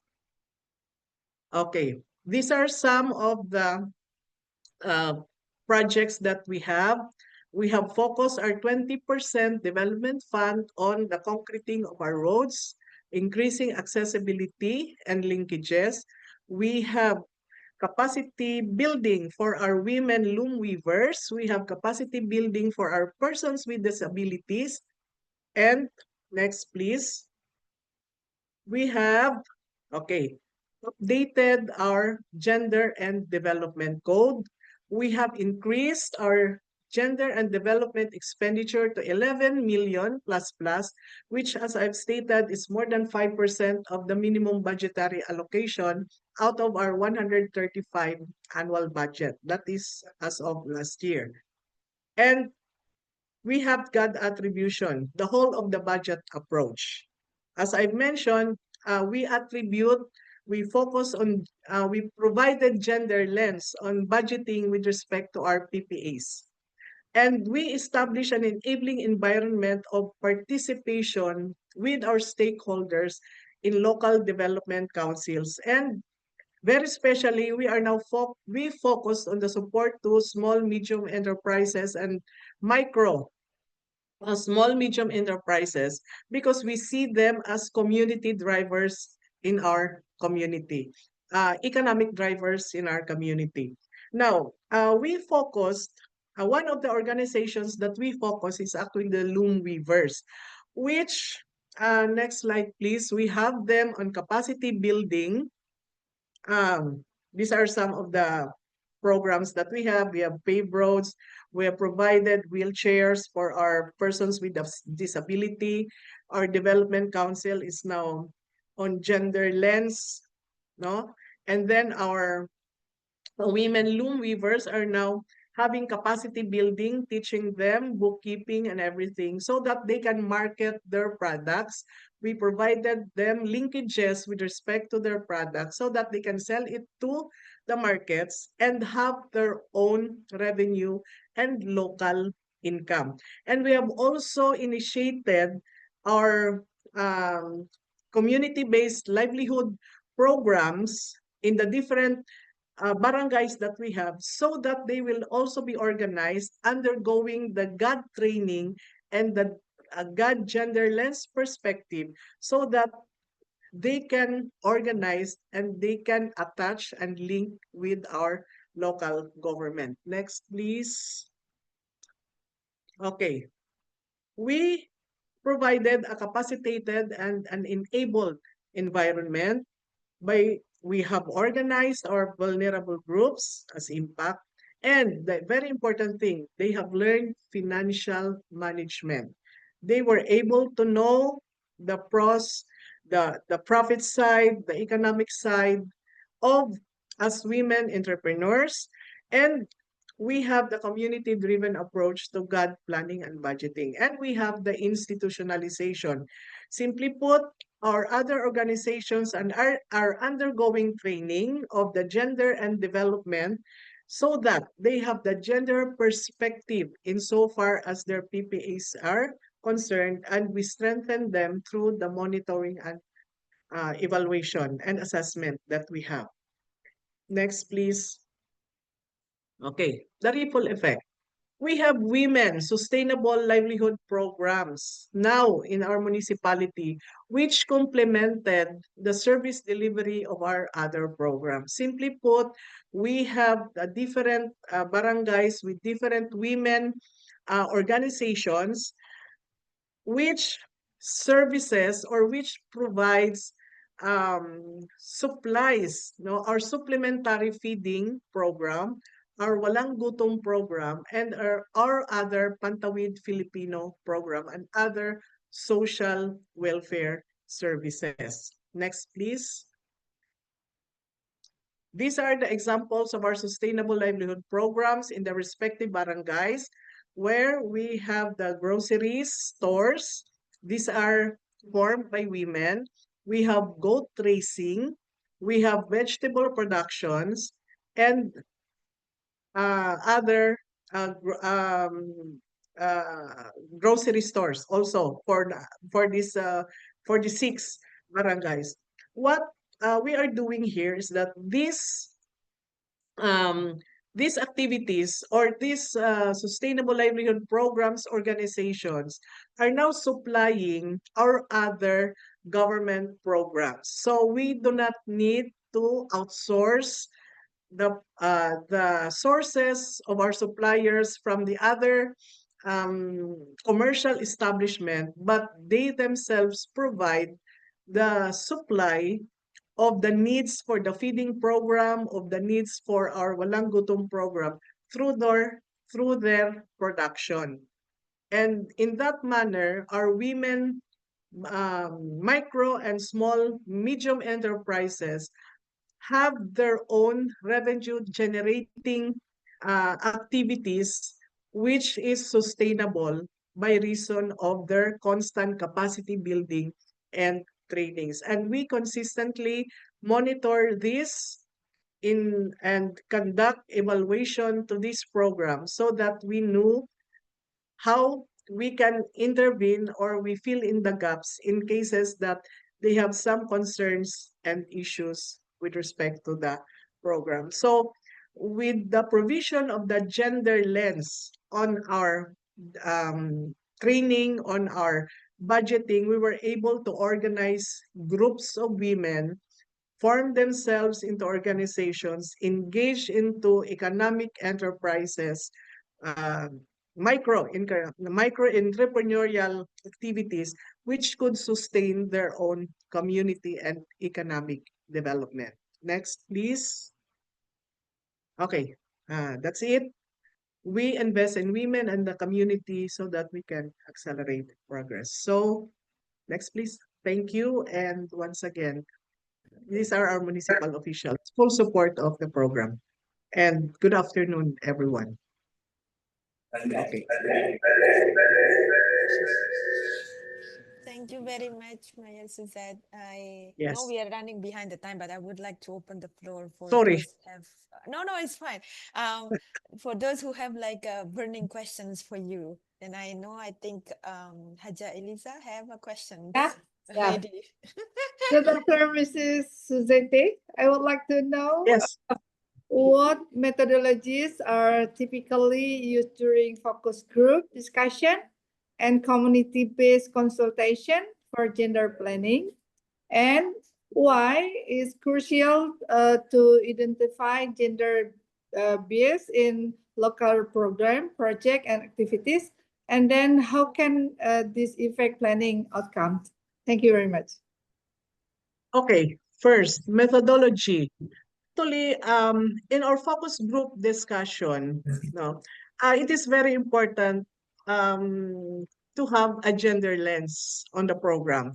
That's why in our FGDs, it is very important for our stakeholders and those who are part of our training, our attendees, to understand the gender and development concept and the gender and development itself in order to have a knowledgeable approach on the formulation of their budgeting. and of their organizational structure. And we did that because in the FGDs that we have, we see and we try to find out what are the needs of the community. That's why when we conducted FGDs, we discovered that while we have the God Code and the God program, but our women entrepreneurs lack the capacity building. So they have no linkages. They do not know financial planning or management. So we have to conduct CapDev, and that is one of the needs that they have. So realizing those needs, we conducted the training in order to help them, in order to support them, and actually to capacitate them to build their own and to manage their own micro-entrepreneurial activities. And your second question is, uh, sorry, your second question is on the why is it important to have the gender? That's right. The why is it important to have the gender lens in the budgeting? Is that it? Okay. Gender bias. Yes, yes. Because it's important because if you look into the gender and development, actually, we can see that the gender and development program would actually the parameters and the modalities of gender and development would actually improve transparency and accountability. That's one. It would enhance collaboration among members of the community. And we found out that we become better in sourcing out the utilization of our budget because we are more focused, we have direction, and we allocate appropriately, considering that my town is actually a fourth-class municipality, and we have to balance between, we have to really see to it that we address each issues. Of course, we cannot cover everything. So that's why we have to have the gender or the God attribution, we call it the God attribution, so that in zeroing in on the gender and development, we also address other issues and concerns of our municipality and of our community. And the last is, I forgot your last question is on, what's that? Is it the mechanism? I forgot. Effect planning outcomes. Okay, the outcomes. Okay, the first that we really appreciate with gender and development planning and budgeting, participatory budgeting is number one. We have a very strong community ownership of the program, such that the local government unit will conduct monitoring and assessment, but doing the legwork and the mobilization is now community-based. On that matter, government is there not only to oversee, but likewise to give support. But because of the strong community engagement, the job of the government, very especially like us, small towns, would become lighter because it is a shared responsibility and shared governance or participation with our community. That's number one. And insofar as capacity building is concerned, we are very happy that our women's group, no, vis-a-vis the men's group, because some of our livelihood programs, organization, the men has already have their own organization.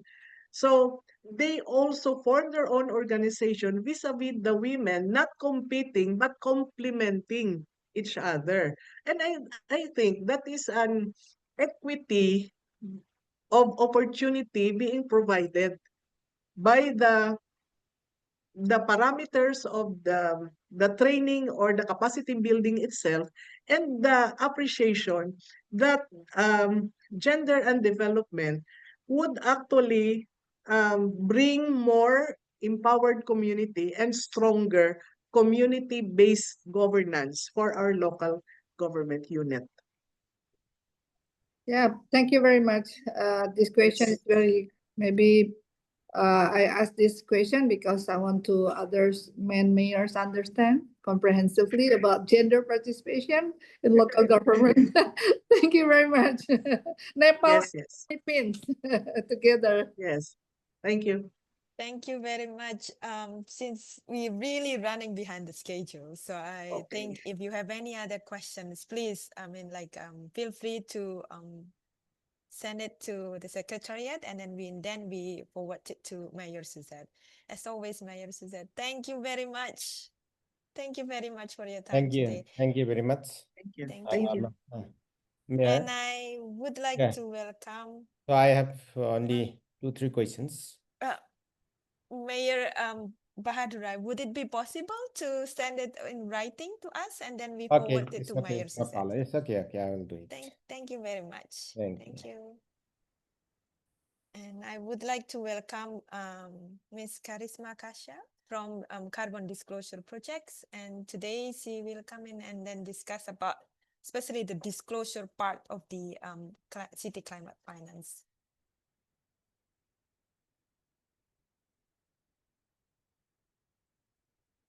Karisma, the floor is Hi. yours. You have around 15 minutes. Can you hear me? Yes, I can hear you. And can you see my slides? Yes, but it's not in the full. Yeah, 1 second. I'll just.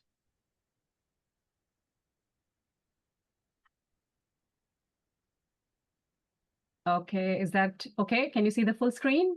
Yes. Okay, thank you so much for having me here today, and good afternoon, everyone. I'm Karishma Kashyap, and I'm an Associate Director, Asia Pacific for Cities, States, and Regions at CDP. And I'm delighted to be here today to have the opportunity to share information about our city climate finance work at CDP. I'll especially talk about the benefits of disclosing climate project data through our question 9.3 of the city's questionnaire. And in that regards, I'll also share some of the key insights and types of projects that have been disclosed by the cities in 2024. And I'll close this presentation with hopefully some useful resources for your city that would help in increasing capacity to attract private sector finance.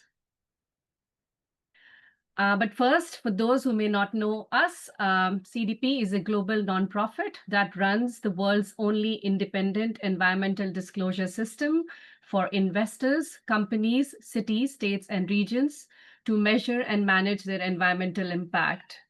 Our vision is to build an economy that works truly for both people and planet. And to realize this vision, it has become clear that transparency and comparable data would play a key role. After all, you can't manage what you don't measure. Ultimately, we believe that disclosure will lead to stakeholders taking bold action to build a truly sustainable economy by measuring, understanding, and managing their environmental impacts. As you can see in the screen, in 2024, we had about more than 24,000 companies disclose worth 2/3 of the global market capitalization, and about 1,000 governments globally, covering 16% of the world population, disclose their critical environmental data through CDP. Before I begin talking about our city climate finance work, I would like to just remind you of the many benefits of reporting to CDP ICLAI track every year.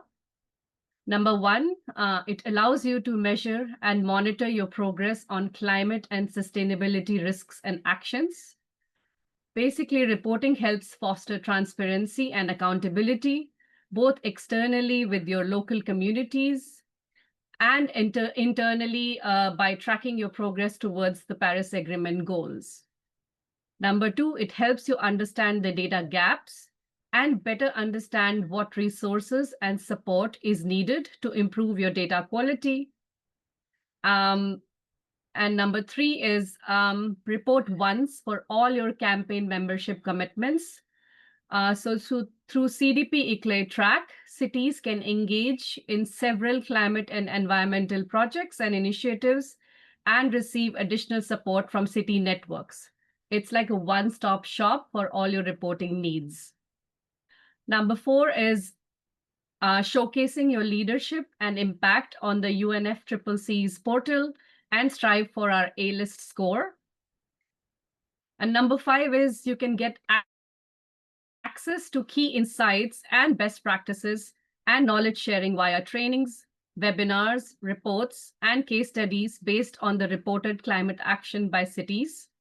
And finally, and more importantly for this presentation, disclosure allows you to raise your city's profile towards investors, financial institutions, and technical assistance providers, as our questionnaire is also aligned with the TCFD framework, which is the Task Force on Climate-Related Financial Disclosure.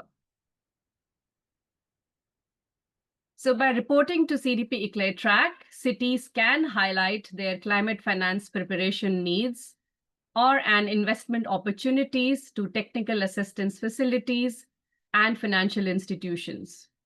Here are some of the benefits for disclosing the project data for climate finance. Number 1 is closing the data gap on urban climate finance needs and opportunities. Number 2 is supporting advocacy and impactful change through actionable data insights for targeted action. Number 3 is advancing project pipelines and promoting more bankable projects. Number 4 is accelerating access to capital by engaging different financial providers, both from public and private sectors. And lastly, providing the data in support of collaboration and partnerships, such as collaboration in support of technical assistance, collaboration in support of channeling the finance to the local levels, and collaboration in advancing political efforts to accelerate the finance to the local level. Financial institutions may have the necessary capital to invest in urban climate projects, but what they lack is standardized, comparable, and action-oriented data to make informed investment decisions. CDP is uniquely placed to become the main provider of that kind of data, thanks to our question 9.3 of cities questionnaire, which gives the disclosing cities an opportunity to report climate infrastructure projects for which they are seeking funding or financing. So whenever possible, cities can provide detailed information on the following dimensions of their project, such as project area, project title, the stage of project development, what is the status of financing, what is the cost of project, and the total investment cost needed. This question is fully aligned with the City Climate Finance Leadership Alliance Harmonized Application Form for Technical Assistance and the Gap Fund Expression of Interest Form, ensuring the value of CDP's project data for key project preparation facilities, the organizations aimed at supporting cities to prepare bankable projects. So here are some of the data points that we ask under question 9.3. As you can see, we encourage cities to fill as much data as possible for each sub-questions to be best positioned for further support by the partners. And if the cities do not have relevant projects, then it should also select no relevant projects in this section. And we strongly recommend the cities that you follow section 9.3 from our questionnaire guidance to fill in accurate and correct information in these fields. Thanks to the project data disclosure by cities, CDP now annually deploys the world's largest database of city climate projects in the need of funding or financing. As you can see, in 2024, we had 611 cities from 75 countries that disclosed 2,500 plus projects worth US $179 billion, seeking US $86 billion in investment. And this comprehensive data set supports evidence-based policy and decision-making, essential for scaling up finance and support to where they can have the greatest impact for city climate action. It also helps identify gaps and trends in urban climate finance, as well as areas of high need, enabling more strategic and targeted investments in sustainable and climate resilient infrastructure. Here is the summary of the 2024 project pipeline of Asia Pacific. We had about 262 climate projects from 123 cities worth US $34.6 billion and seeking investment of $12.8 billion US dollars. The top sectors by number of projects were renewable energy and waste with 50 projects, followed by transport with 39 projects, then building and energy efficiency with 36 projects, and lastly, water with 30 projects. And the top 3 sectors for investment were the water, waste, and nature-based solution cumulatively with US $4.3 billion, then renewable energy with US $3.3 billion, and finally transport with US $3.2 billion. And the top disclosing cities were Hong Kong with 9 projects, Dhaka city in Bangladesh with 8 projects, and Karachi city in Pakistan with 7 projects. Here are some of the key highlights from the data. While I saw that most of the mayors have shared the mitigation projects from their cities, but our Asia Pacific data stated that 45% of all projects that were reported by the cities, at least to CDP ICLEI track, focused on adaptation. That were a total of 48 projects focusing on adaptation, followed by 36 projects that focused on mitigation, mainly in the waste management sector, as it was shared by some of the mayors. And 21 projects had a dual impact potential with mitigation and adaptation benefits. A total of 64 projects, estimated costs, and among those, 28% of projects were under US $500,000. 55% of projects reported were found to be in the early stages of project development, which is prior to the structuring phase, highlighting a significant need for technical assistance.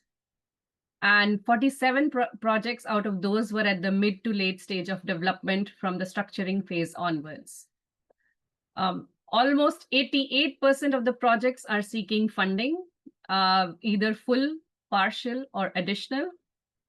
And 61 out of the 69 cities, that is 88% of cities disclosing projects, have a climate action plan in place, which is very encouraging to see. And 35% of projects have been linked to one or more several broader climate actions. This indicates that these projects are not standalone efforts, but are integral component of wider climate action plan or initiative or targets. Here are some of the examples of the type of projects that were disclosed in 2024. The first category includes the projects that are not funded and seeking full funding. So you can see a variety of projects here from waste management to nature-based solution to transport sector. And most of the projects are in the project feasibility or pre-feasibility stage, which is the early stages of project development. And those are the costs associated with the projects. The lower bottom talks about the projects that are seeking partial or additional funding. And it varies. Banda Aceh has disclosed projects to us, the city mayor that is already present here today. And they have disclosed a project of mangrove urban forest. And the sector is nature-based solution, biodiversity, and urban green spaces. Again, the focus is on pre-feasibility or impact assessment stage. And the project cost that they've mentioned is US $2.2 million. So I'm not going to go into the details, but happy to share this afterwards for you to see the type of projects that are disclosed by the cities. So why disclose projects? Again, CDP ICLEI track is the first stop for disclosing your project ideas and your investments and financing needs. Thanks to the work that we do, disclosure helps to increase visibility of your projects to different stakeholders. So as you can see, you can showcase your project preparation support needs to broad range of project preparation facilities through CDP. We have about 40 plus project preparation facilities engaged on CDP project data globally. And we have about 100 plus city disclosures that have received training on how to apply for technical assistance last year. Then you can communicate your investment needs to financiers. CDP engages with key public agencies, investors, and financial institutions to elevate opportunities for subnational investments. So we share this data also with our signatories or from the capital markets. So about 50 plus municipal investors plus financial institutions have expressed interest in using CDP city data to drive investment decisions. And you can also access learning and networking opportunities. We have used this data to, again, showcase into 10 plus high-level climate events, where we have developed snapshots and insights and shared it globally. And this year, if the cities report publicly their project data on or before our scoring deadline, which is 17th of September, the project data will be included in a 2025 flagship report, which is again going to be launched in November on the occasion of COP30 Local Leaders Forum to elevate local climate action and investment needs. Here, I would just like to highlight an example of successful partnership between CDP and GCOM Gap Fund. CDP and GCOM Gap Fund work together to leverage this data reported through CDP ICLAI track and identify projects requiring early stage project development. So in 2024, we identified more than 300 cities from over 40 Gap Fund eligible countries disclosing through CDP ICLAI track. And then we hosted globally 8 workshops from Latin America to Asia Pacific. And we engaged more than 110 cities and provided targeted support to more than 70 municipalities. And this workshop basically showcased the type of support provided by the Gap Fund, what are the eligible criteria, and trained the cities on how to develop their project ideas into applications for accessing the funds. And to promote greater quality project disclosure, we've also developed a 2-page project disclosure guide, which is you can see on the screens. This contains basically the information about what constitutes a good project data and how CDP is leveraging this data to accelerate climate finance for cities. This is available in multiple languages, and you can scan the QR code and download the project disclosure guide for yourself. And lastly, I'm going to conclude with this slide is this is the finance strategy resources that are available for the cities to have a look at. The first one is the resource guide, which is produced by CDP, which is strengthening the Asia City Climate Project Pipeline. And it provides basically best practice and knowledge on climate finance access and implementation for cities in Asia Pacific region. It also shares some examples and case studies of cities that have successfully availed funding or technical assistance. There are a couple of resources from CCFLA that highlight or share the information or knowledge on financial instruments toolkit, as well as there is a directory of project preparation resources or what we call technical assistance providers for cities. And you can just have a look at the guide, look at the directory and see which PPF or project preparation facility is available in your country, and you can, approach them for your funding or technical assistance. And there are a couple of C40 resources also available for sharing knowledge on how to attract private finance other than your own resources. And yeah, obviously these slides will be shared with you after, so you can have a more detailed look on these links and these resource guides by yourself. So yeah, that's all from my end. Thank you very much. I'm happy to take any questions from anyone present here. Thank you very much, Karisma. And thank you very much for sharing the last slides when you have all the resources where the mayor can leisurely after the sessions to go through. Is there any questions from the mayors?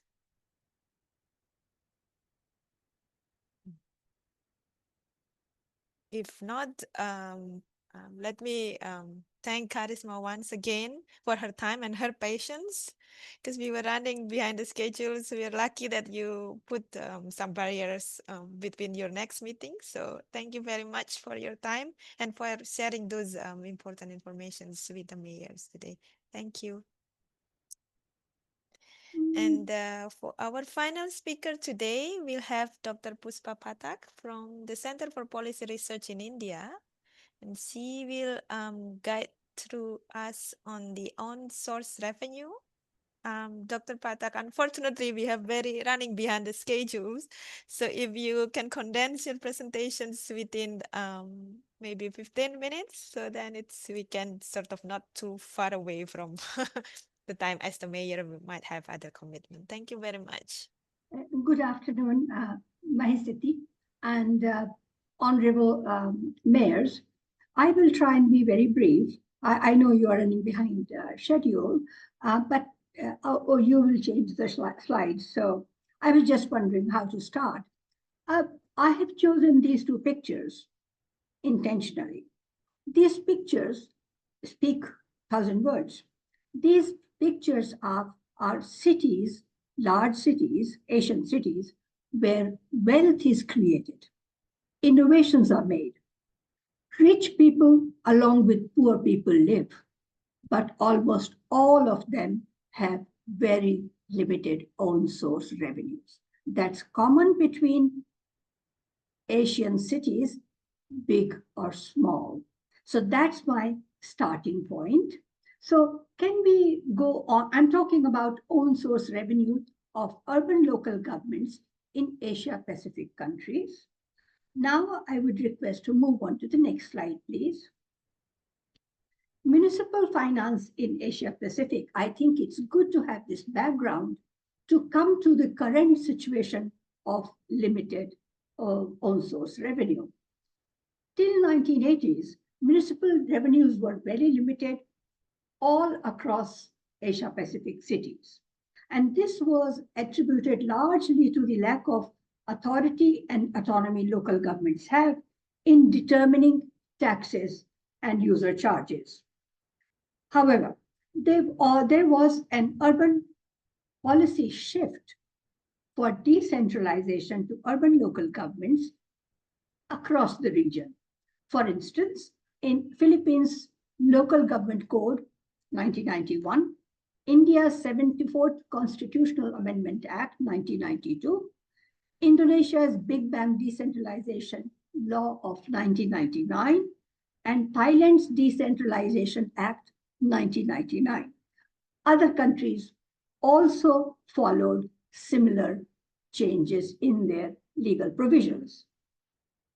But the results vary. In general, municipal finance didn't improve significantly. In India, for instance, it has remained stagnant at about 1% of GDP for the last 20 years. Next. Major sources of municipal finance where OSR sits are two: intergovernmental transfers. These are share in taxes, grants either tied for specific purpose or general untied grants that the local governments can use for any of their activities.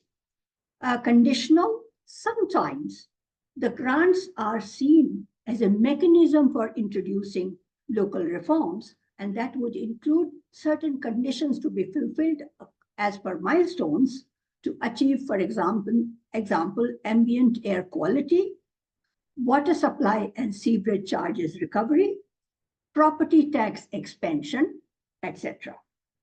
In addition, there are programmatic transfers to ULBs and specialized agencies that provide services like water supply and sewerage, transportation, and electricity. Needs a framework. There's a spelling mistake. A framework for ensuring institutionally robust, jurisdictionally just, and a framework that is free of political biases, then only intergovernmental transfers are effective. Municipal own source revenues. I have listed broadly the tools that are in practice in various cities. Taxes. The most important of these is property tax, user charges for services like water supply, electricity, transportation, etc. Fees for certain kinds of permissions and licenses, for instance, business licenses. Cess is an add-on tax to an existing tax. For instance, during COVID, all of us ended up paying, say, 10% cess for disaster risk reduction in many, many cities. Penalties, for instance, for non-payment of taxes and user charges, traffic violations, etc. Planning and building related charges, that is planning permission, building plan approval, and building completion certificate. Land use conversion charges are often applied to changing a land use, for instance, from agriculture to urban, from residential to commercial, or commercial to industrial land use. Asset sale, I think a very important tool, and this normally happens by sale of municipality-owned land to capture the value of land. But these has challenges that we will discuss later. Next, please. I have thought or maybe I can get slide 5 first, please. Next slide, please. And then we will, next, please. Yeah, this one. No, yeah, this one. Slide number 5, and we will go back to slide 4. I should have done that earlier. There are significant functional variations and challenges in cross-country comparison because all local governments do not perform all functions that can generate own source revenues. Some functions are assigned to ULBs with OSR potential. Some functions are assigned to specialized agencies. So when we club the revenue received by local governments from different set of sources, it becomes quantitatively uncomparable. So, for instance, not all local governments have control over land. In India, Development Authority or Urban Improvement Trust own land and they sell, and very small portions of land are within urban local governments. In China, the entire country's land is owned by the state. However, Chinese local governments have been selling on lease land and making huge profits out of land.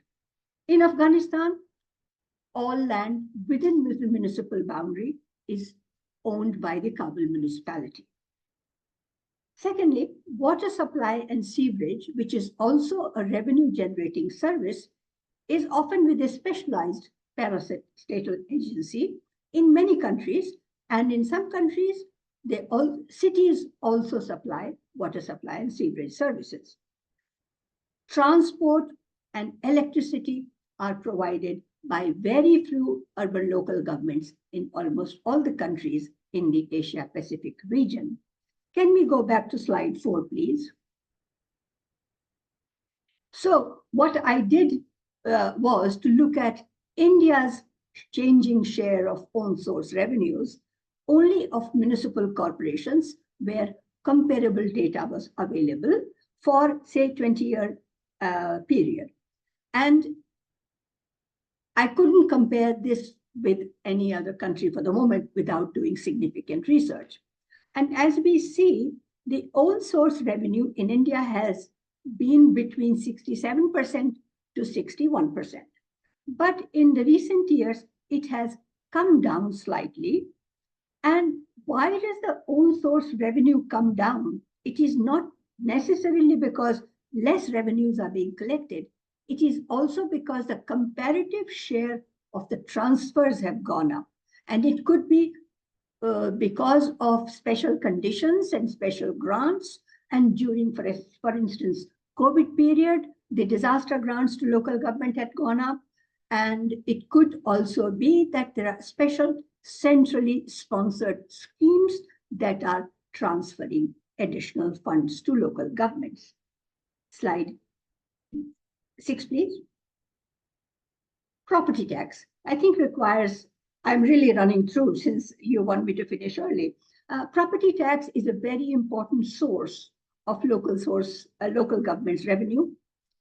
And it has the potential to be used for local benefits because this is a tax which remains with the local government fully.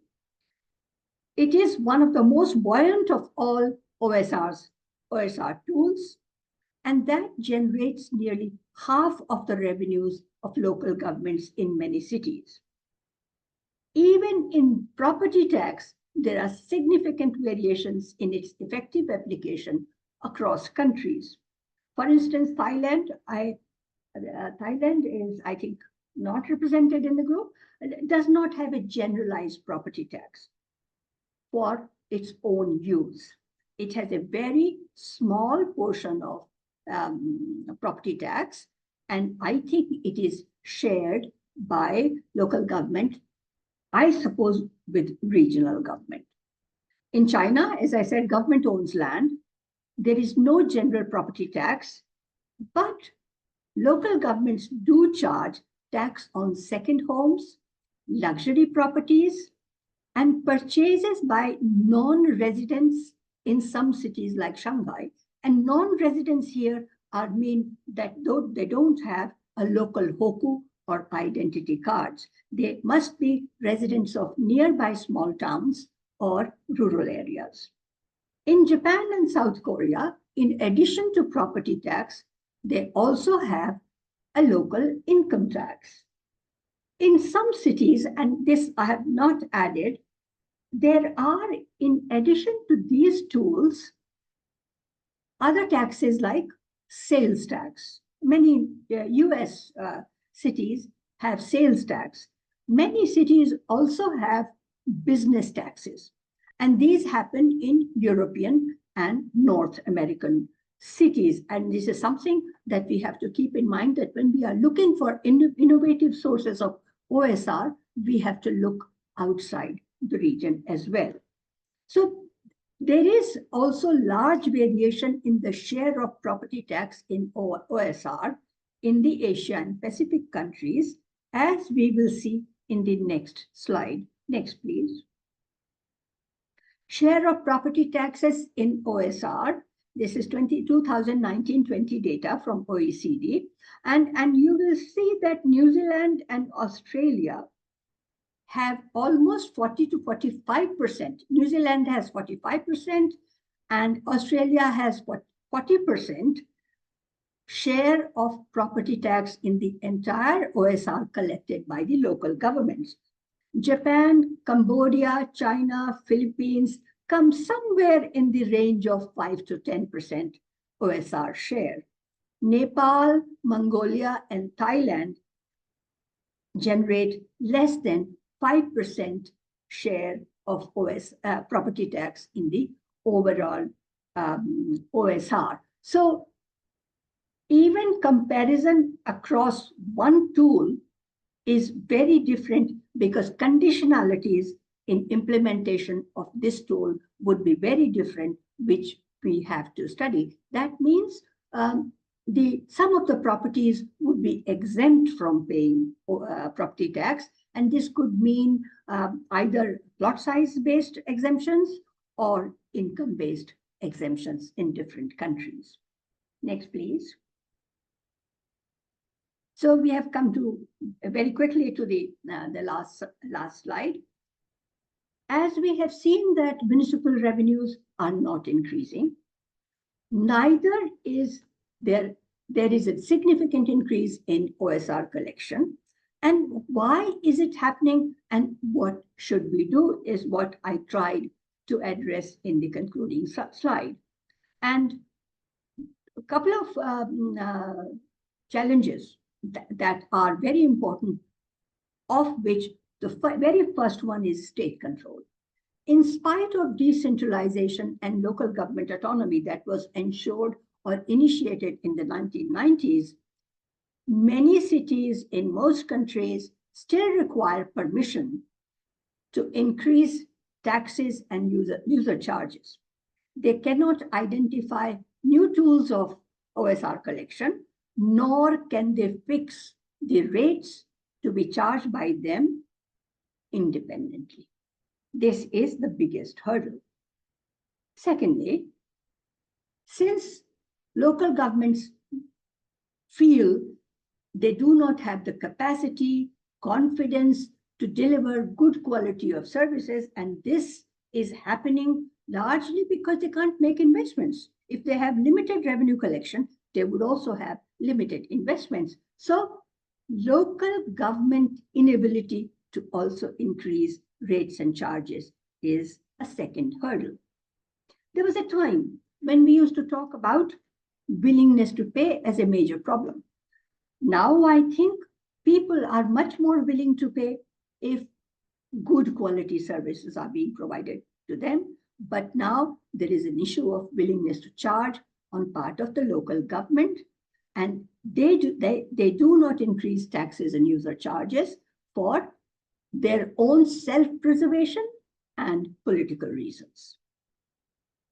Third, there are limits to freedom. With decentralization, it's the very nature of local governments. We have few own source resources, and we have to exploit it as much as we can, but we cannot exploit it more than what is optimum. So for example, a very good example is, although land, as I said, is not owned by local governments, but local governments were able to sell and monetize land by different ways through initiating private sector projects, housing projects, real estate largely. So there was a local financial crisis in China in 2000 onwards, and local real estate prices dropped. And now local governments are not getting enough revenues to even repay their loans. So real estate boom in many countries led to speculative oversupply. In India, there are 11 million vacant houses in towns and cities, and this is 2011 data. That means these many houses are built, not occupied, and no property tax can be levied on these properties, unless some cities and countries do have a vacant property tax, vacant building property tax. India does not have it. So where do we go from here? We have 4 challenges, big challenges that I have highlighted here. I still think innovative broadening of the OSR base is needed. Somehow, we have to do a lot more work on it. And this can happen with knowledge sharing and learning, as it is happening in this Mayor's Forum. And we can also learn from developed country cities. But I have a suggestion for the organizers. Perhaps these mayors can be given an exercise to prepare a matrix of countries and OSR tools. This could be a homework if time permits and if the mayors agree. And you would see variation within the 6 countries that are participating in the Mayors Forum. And let's see if there is any possibility or any flexibility of learning and adopting new tools within this group. Next, please. And that's the end of my presentation. I think I was very efficient. You did. Thank You you. did. Thank you very much, Dr. Thank Patak. you. You managed to condense so much information Yes, yes. within the time required. Yes, we are actually planning to send homeworks for the mayors to have a Okay. self-assessment of their OSR and how Mhm. they're going to tap into OSR and other means of finances for their initiative that they're developing. So yes, we are going to ask them to self-assess themselves. I open the floor. I think Mayor Juleha will have a questions for you, Dr. Patak. Oh, you're okay? Yes, yes, I'm okay. I think no. I mean, like Mayor Juleha, no questions. No, but maybe I can give some comment on the presentation. Thank you very much, Dr. Pushpa, for the sharing. Actually, I'm waiting for you to mention Malaysia. I'm So waiting sorry, for please Actually, could you repeat it? Please could you repeat it? I did not hear you. Okay, first and foremost, thank you very much for sharing about the information. It's a very interesting topic. But actually, I'm waiting for you to quote about Malaysia. Because in Malaysia, we also copy because we used to be the one of the country under the British, last time. So Yes. actually, some of our regulation, actually, what we have in Malaysia right now is copy from the British system. So now in Malaysia, our local government, our main legal basis is Local Government Act. So I agree with you. I agree with you because in Malaysia, the local councillor, the local authority, we not really autonomous. We still have to refer to the state government. For example, if you want to review our assessment tax for the property that you mentioned just now, we still need to get the consent from our state level.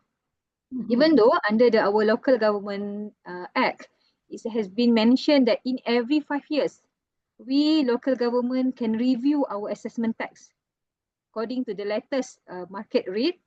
But unfortunately, for example, we cannot simply increase our tax. We need to refer to get the consent from state. And recently, we just managed to get the consent after almost 30 years unchanged assessment tax for our property in Hulu Selangor. Not only Hulu Selangor, but for the Selangor, state of Selangor as a whole. But recently, the recent government, they have the courage to allow us to review. But even though it has been about 30 years, almost 30 years, but we only can raise about quarter of it.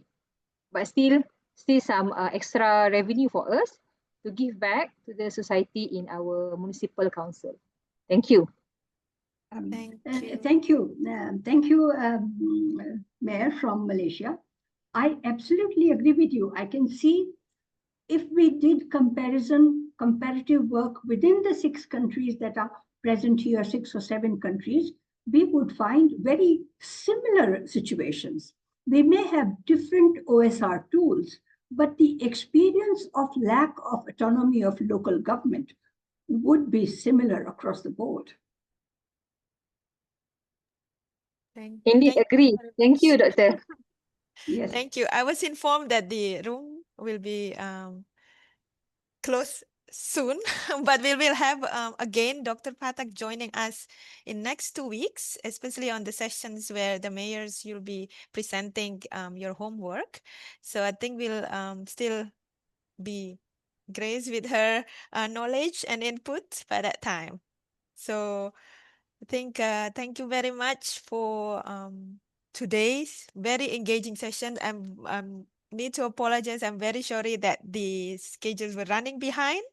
And this on the screen, you'll see that this is the homework that we'll be asking you, dear mayors, that to share your sort of like a very simple your OSR percentages and then try to link it with your financing modality choices. So it's not a very deep assessment, but just on the surface to see how is your OSR structures look like, and think that maybe we can discuss where the area you can get the input from the Dr. Patak, and also we have colleague from UR Habitat who is working on rapid OSR tools to come in and then give you feedback, as well as the expert from the CDIA and ADB. Thank you very much for today. With Thank this, you. I Thank you end. very much and goodbye. Goodbye. Thank you. And Bye-bye. with this, let's end the session. Thank you very much. Bye. Bye. Bye. Bye. Thank you very much.